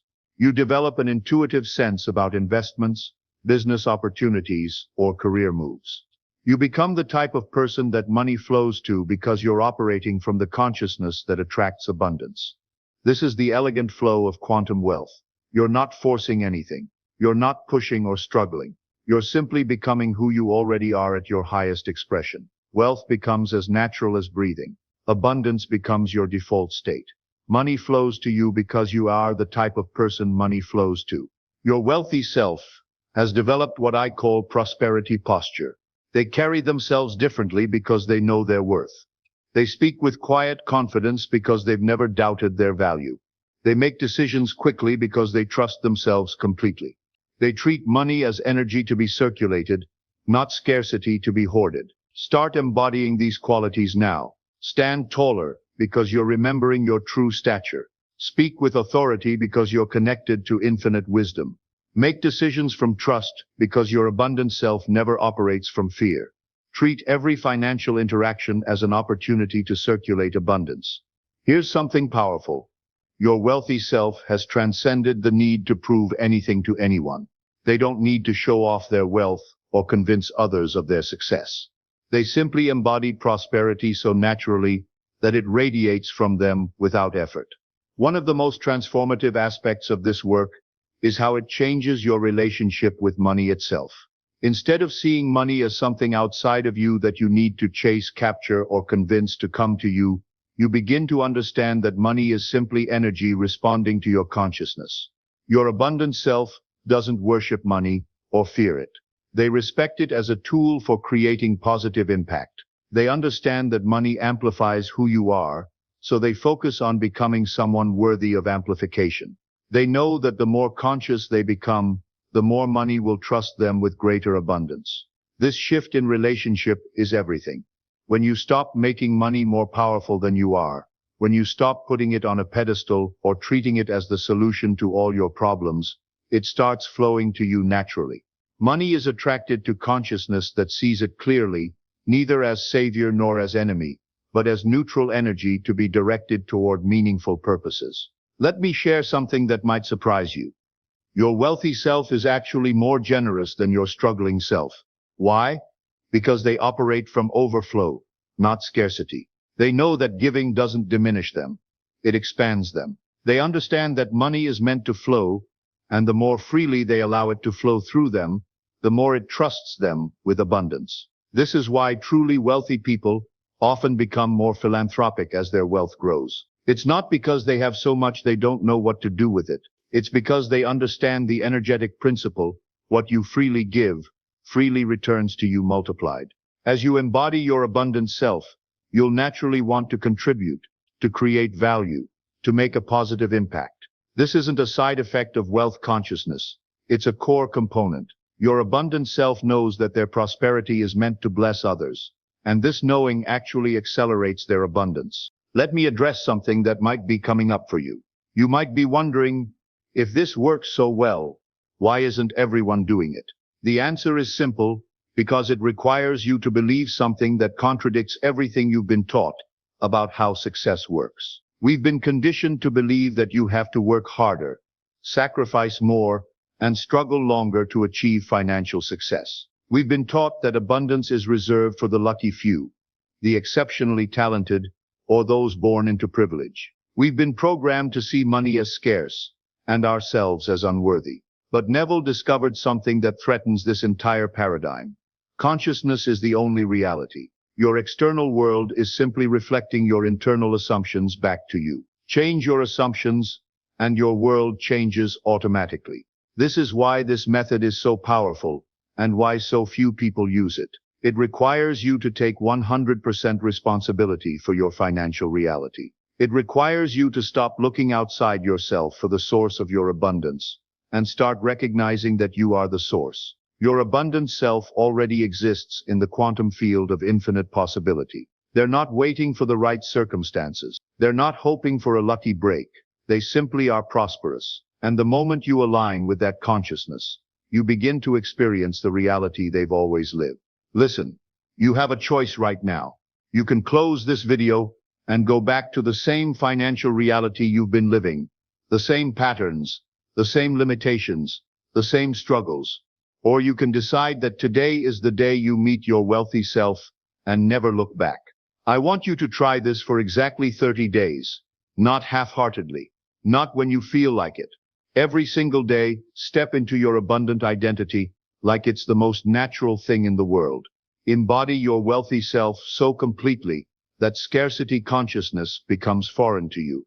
Because here's the truth. Your future self is waiting. They've been waiting for you to remember who you really are. They have so much abundance to share with you, so many opportunities to reveal, so much wealth to pour into your experience. But they can only give you what you're willing to receive. And you can only receive from the consciousness of abundance. This isn't just about money. This is about stepping into your full power as a conscious creator. This is about recognizing that you're not a victim of circumstances. You're the author of your reality. This is about understanding that limitation is always self-imposed and abundance is always available. Your wealthy self isn't just rich. They're free. They're confident. They're generous. They're peaceful. They're powerful. They're everything you've always known you could be, but were afraid to claim. Your wealthy self is calling. They've been calling your whole life. Are you finally ready to answer? The quantum field of infinite abundance is waiting for you to step into your power. Your $1 million self is real. They're here. And they're ready to live through you starting right now. Remember, you are already that which you seek to become.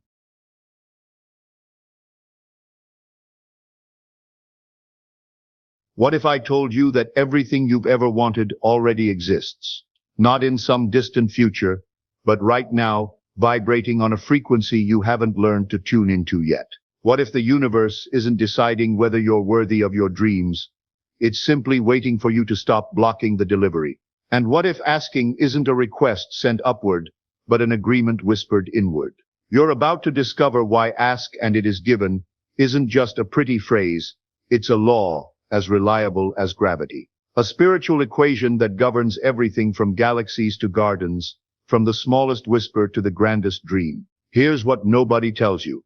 You're asking all the time, not just with your words, but with your emotions, your focus, your assumptions, your mood. And life is always answering, not always in language, not always in form, but always in frequency. That feeling you get when you want something deeply, that's not temptation, it's invitation. Your desire isn't a test of your discipline, it's a map of your expansion. For too long, we've been taught to fear desire, to bury it beneath obedience, to tame it with guilt, and call that virtue. But desire, pure soul-born desire, is not sin, it's signal, it's blueprint, it's divine communication in the language of longing. Think about it. A child wants to play in the rain. They don't stop and wonder if they've earned joy today. They run toward it, arms open, because somewhere deep within, they still remember, you don't need to prove yourself to receive beauty. But somewhere along the way, we learn to apologize for wanting things. We learn to shrink our desires, to make them spiritual by making them smaller. We started believing that spiritual means empty-handed.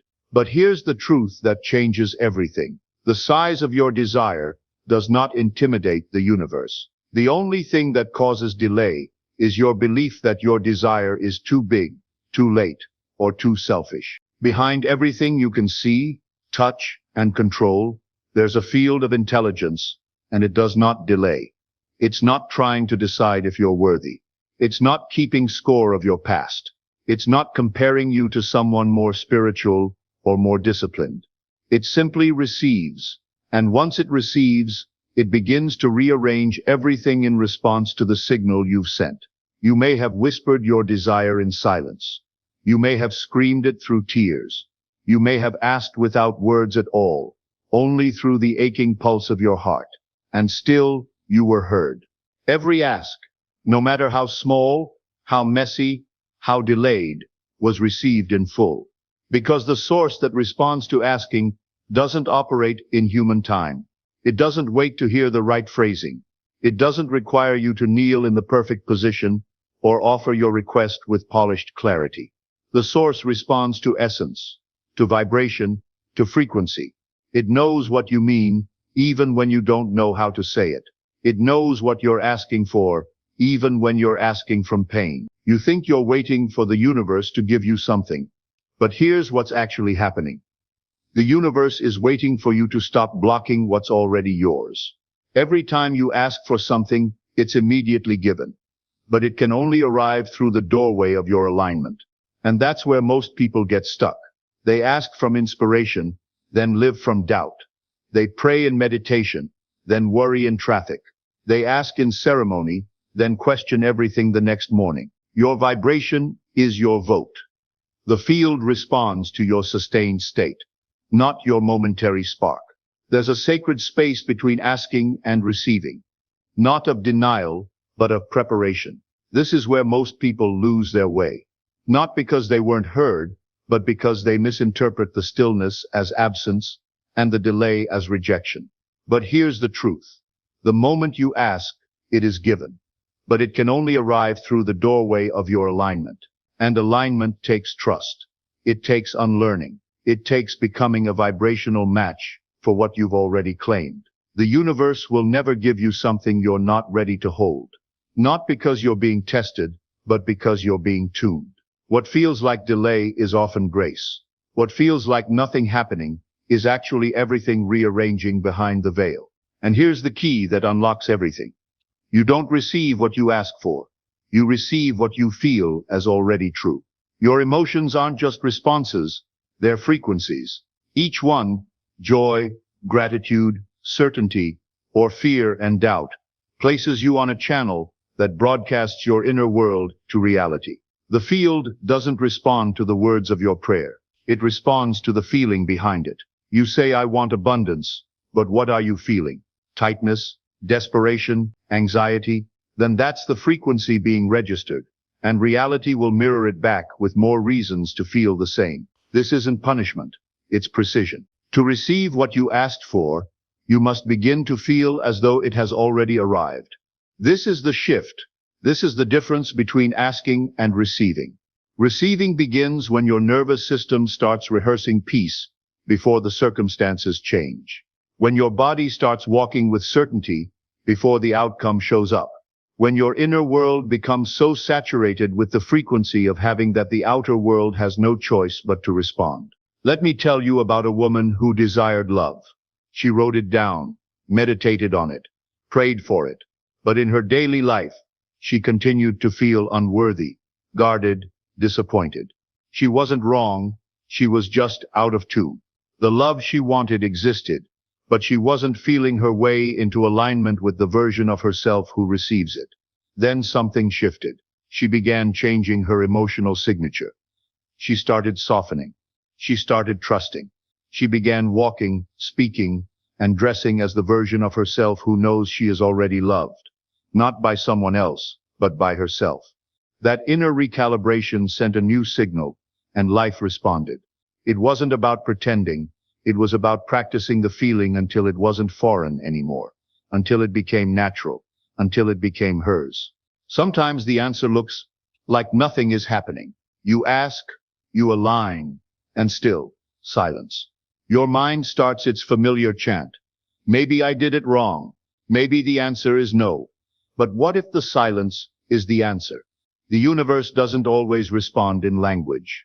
It responds in orchestration, in people exiting, in doors closing you never would have had the courage to shut, in old structures dissolving to make space for something better. Sometimes the answer doesn't show up in what arrives, but in what leaves. Take someone who prays for clarity in their life's purpose. After asking, all they feel is fog.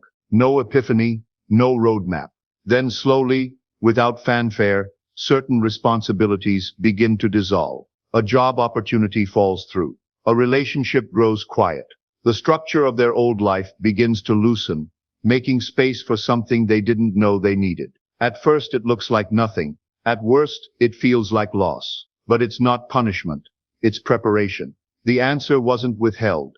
It was unfolding behind the veil of their expectations. There's a subtle lie that lingers in the heart of even the most spiritual seeker. I must earn what I ask for. It doesn't always speak in those words. Sometimes it hides in action, the overgiving, the overthinking, the need to prove yourself before you feel allowed to receive. It sounds like, let me just fix myself a little more. Maybe I need to meditate harder. If I were truly spiritual, I wouldn't want this at all. And just like that, you delay the arrival of what's already yours. Not because you lack power, but because you're unconsciously placing your desires behind a gate labeled only if I deserve it. But here's the truth that breaks the illusion. The universe is not transactional. It doesn't reward effort. It reflects state. What you receive has nothing to do with whether you've earned it, and everything to do with whether you're aligned with it. Your worth was never up for debate. It was never meant to be part of the equation. The field doesn't ask if you've done enough. It only asks, are you being the one who matches what you've asked for? That's not morality. That's mechanics. Everything you want already exists. Not in the distant future. Not hidden behind layers of hard work. But here, now, vibrating on a frequency you may not yet be tuned to. The question is never, is it available? The question is always, am I available to it? You don't wait for the money to feel secure. You feel secure, and the money arrives. You don't wait for the answer to feel peace. You feel peace, and the answer finds you. This is the frequency of receiving, to live from the vibration of already having, not from the waiting room of desire. And yes, this takes courage, because the world will tempt you to believe only what your senses show. But your senses are delayed feedback. They are the echo, not the source. Your feeling is the source. There's a point where your asking must evolve. Not because your first prayer was wrong, but because you've expanded. Your first ask comes from contraction. I need this so I can feel safe. Please give me this so I can know I matter. But the higher asking comes from the version of you who knows that the feeling must come first. That joy doesn't come from the relationship. The joy makes space for the relationship. That peace doesn't come from the outcome. The peace becomes the environment in which the outcome appears. This isn't spiritual bypassing. This is vibrational wisdom. Someone once asked, please help me escape this job I hate. That prayer may open doors, but the version of them still in resistance, in bitterness, in blame, will carry that energy into the next chapter. Now imagine they evolve into a deeper state of self-leadership. They begin to ask, show me how to serve from joy. Align me with the path where I feel alive and supported. The ask has changed. Not because the destination is different, but because the energy behind the ask has matured. And when the energy matures, the answer accelerates. Behind every genuine ask, something starts moving. People begin shifting. Ideas start forming. Opportunities turn in your direction. You may not see it yet, but the universe is already in motion. There's no such thing as an ignored ask, only a misread timeline. You think nothing's happening, but everything is. And the moment you return to trust, you resynchronize with the delivery. The field is always holding everything you asked for, waiting not for your effort, but for your permission. The final transformation happens when you stop asking and start walking as the answer. You've stopped waiting for it, because you've become the one who carries its fulfillment in your breath, your posture, your presence. This isn't pretending, it's embodiment. You've remembered that the most powerful ask is the one that dissolves into being. You stop saying, please, let it come, and start living as if it already has. The woman asking for healing stops trying to get better and starts living as someone already whole. She makes decisions from that space, speaks from that space. Her body becomes the proof. The man seeking abundance stops hustling to prove his worth and starts allowing small pleasures again. He walks as the version of himself who no longer equates struggle with virtue. Opportunities appear with ease. When you reach this stage, you don't stop desiring, but your desires are no longer fueled by lack. They're fueled by expansion. You don't ask from the ache of emptiness. You create from the joy of being full. Here's what's happening right now. As you listen to these words, every genuine desire you've ever felt has set something in motion. Every prayer you've whispered has been received. Every dream you've dared to dream has begun its journey toward form. The universe is not waiting to decide if you're worthy. It's not keeping score. It's not comparing you to anyone else. It's simply responding to your frequency, your state, your vibration. You were never waiting for life to give. Life was waiting for you to ask without resistance. The gap isn't between you and what you want. The gap is between your desire and your embodiment. Close that space, and everything you've ever asked for comes rushing in to meet you. Reality is a mirror, but not of your actions, of your inner state. When your inner world is settled, the outer world reflects it. When your frequency is clear, life has no choice but to respond in kind. This is why two people can take the same action and get completely different results. It's not about what you do, it's about the state you're doing it from. The person who asks from desperation gets more reasons to feel desperate. The person who asks from knowing gets evidence of their knowing. The person who asks from joy finds joy meeting them at every turn. Once you understand this law, you stop waiting for life to grant you things and start walking as one who already has them. Not to fake it, but because you know what you've asked for is already yours. The field has already rearranged. The answer has already taken shape. Now it waits for you to match it, to claim it, to become the one who receives without resistance. You stop chasing what you want and start becoming it, and everything else comes rushing in to meet you there. Every spiritual tradition has pointed to this same truth. Ask, and it is given. Seek, and you will find. Knock, and the door will be opened. But they weren't talking about begging, they were talking about alignment. They weren't talking about earning, they were talking about becoming. The door isn't locked, it's already open. You're not waiting for permission, you're waiting for recognition. Recognition that you are the answer to your own prayer. You are the fulfillment of your own desire. Ask, and it is given, isn't a promise. It's a law. And once you align with it, you'll wonder how you ever lived any other way. The question isn't whether you'll receive. The question is, are you ready to let it in? Because everything you've ever wanted is already here, waiting for you to stop blocking the delivery and start walking as the one who knows they deserve to receive it. The universe always says yes. The only question is, are you ready to say yes back? There's a moment in every person's life when they realize that everything they've been told about money is wrong. For some, it happens when they're drowning in debt, despite working 60-hour weeks. For others, it's watching someone with half their education build an empire while they struggle to pay rent. That moment of awakening is where real wealth begins. See, We've been conditioned to believe that money is the result of circumstances beyond our control, that it flows to the lucky, the connected, the privileged. We're taught that wealth is finite, that for someone to win, someone else must lose. But if you study the patterns of wealth creation across cultures, across generations, across every economic system that's ever existed, you'll discover something remarkable. Wealth isn't about the money at all. It's about the mind that creates it. Think about this for a moment. Two people can receive the exact same inheritance. 5 years later, one has multiplied it into millions while the other has lost it all. What's the difference? It's not luck. It's not external circumstances. It's the internal programming that determines how they think, how they decide, and ultimately, how they act when opportunity presents itself.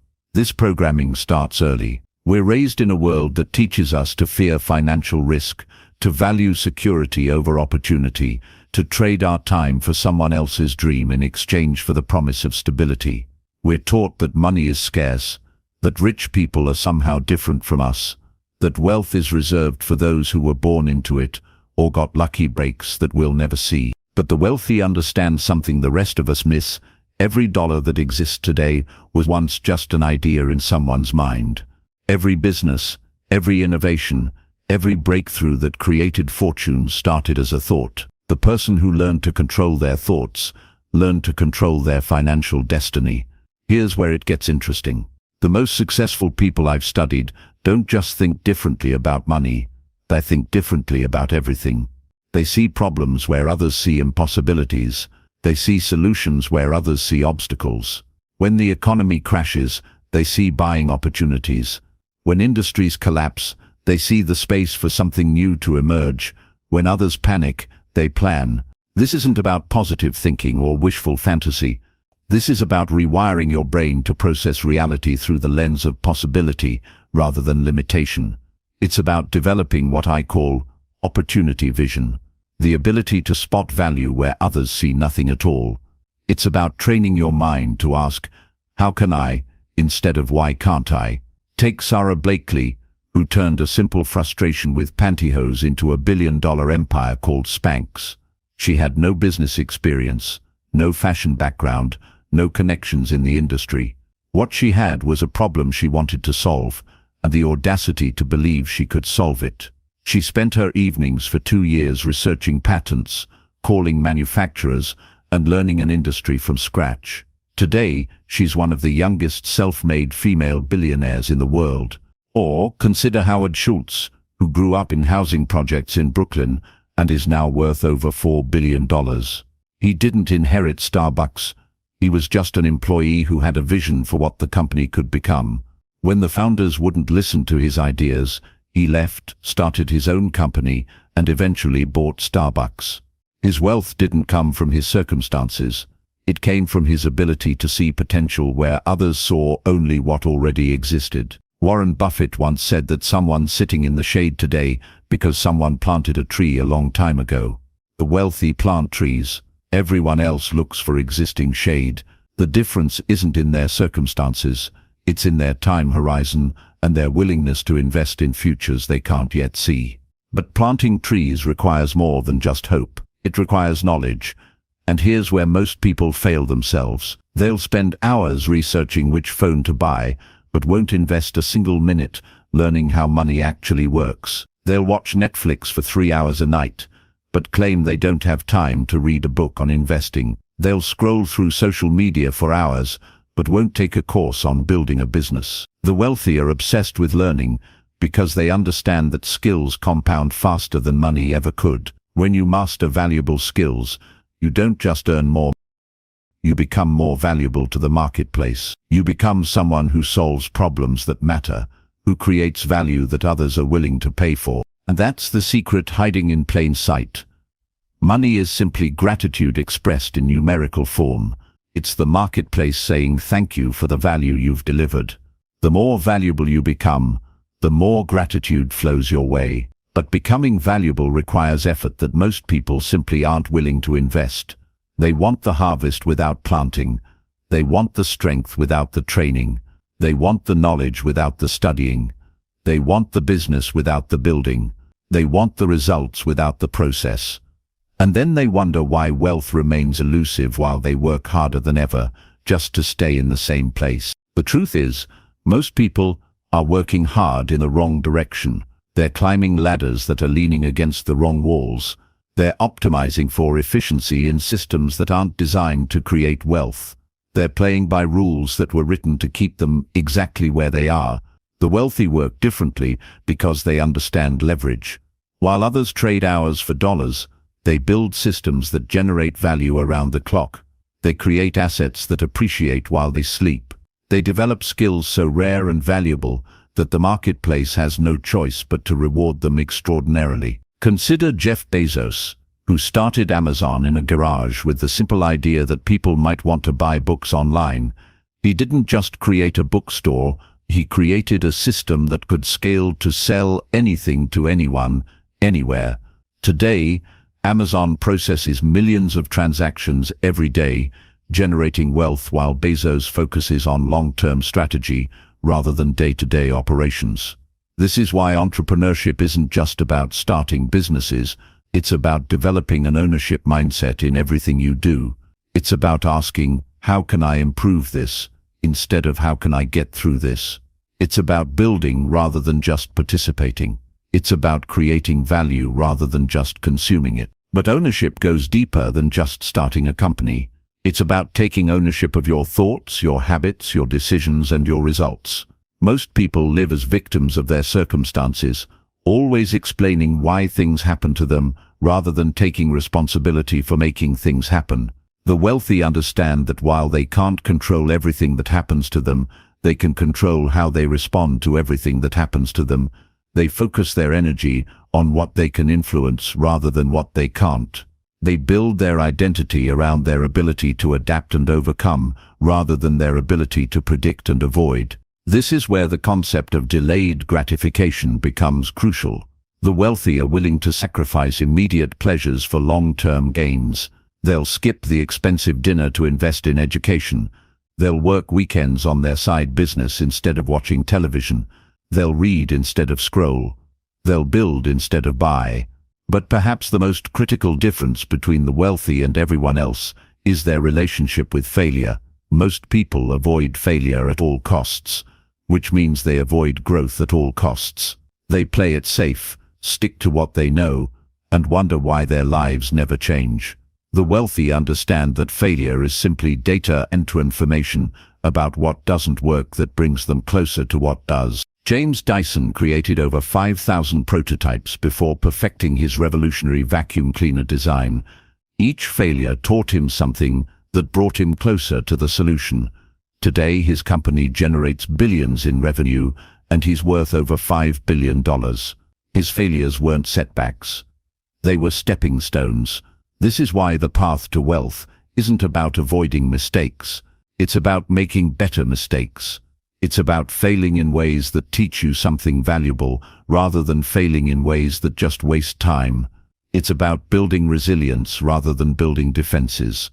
The wealthy also understand the power of compound interest, not just in investments but in everything they do. Small improvements repeated consistently over time create extraordinary results. Reading just 10 pages a day equals over 36 books a year. Investing just $50 a week can become hundreds of thousands over decades. Learning one new skill per year creates exponential career advantages. But compounding requires patience, and patience requires perspective. The wealthy think in decades while others think in days. They make decisions based on where they want to be in 10 years, not where they want to be next weekend. This long-term thinking allows them to make choices that seem crazy in the short term, but brilliant in the long term. Consider Warren Buffett again.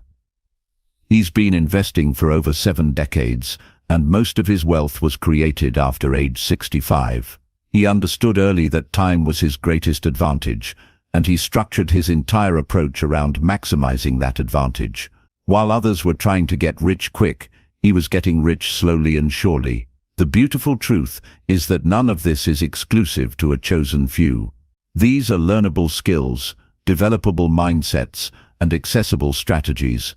The barrier isn't talent or connections or capital. The barrier is the willingness to think differently, to act consistently, and to persist longer than comfort would suggest. But thinking differently requires courage, because it means going against the crowd. It means being misunderstood by friends and family who don't share your vision.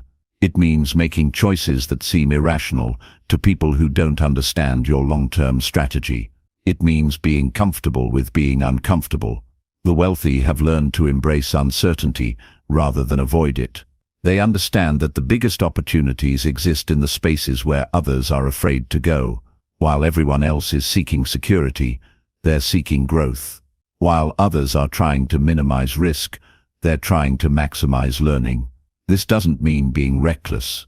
The wealthy are actually quite conservative with the wealth they've already built, but they're aggressive about building new wealth through calculated risks and continuous learning. They protect their downside while maximizing their upside. Right now, in this moment, you have access to more wealth-building knowledge than any generation in human history. You can learn from the greatest investors, entrepreneurs, and business minds who have ever lived. You can access courses, books, podcasts, and mentors that would have been impossible to find just decades ago. The question isn't whether the information exists. The question is whether you'll consume it, apply it, and commit to the transformation it requires. Will you trade your entertainment time for education time? Will you sacrifice immediate gratification for long-term success? Will you choose growth over comfort? Because at the end of the day, wealth isn't about money, it's about freedom. Freedom to choose how you spend your time, freedom to pursue what matters to you, freedom to contribute to causes bigger than yourself. It's about building a life where you're not just surviving, but truly living. The wealthy understand that money is just a tool, mindless all for creating options, for building impact, for leaving a legacy. They don't pursue wealth for its own sake, but for the doors it opens and the problems it allows them to solve. The choice has always been yours. The opportunity has always been there. The knowledge is available. The examples are everywhere. The only question that remains is, will you take it? Your future self is watching this moment, waiting to see what you decide. Will you choose the comfortable path of mediocrity, or will you choose the challenging path of extraordinary? Will you remain a consumer, or will you become a creator? Will you settle for security, or will you reach for significance? The answer you choose today will determine the life you live tomorrow. Choose wisely.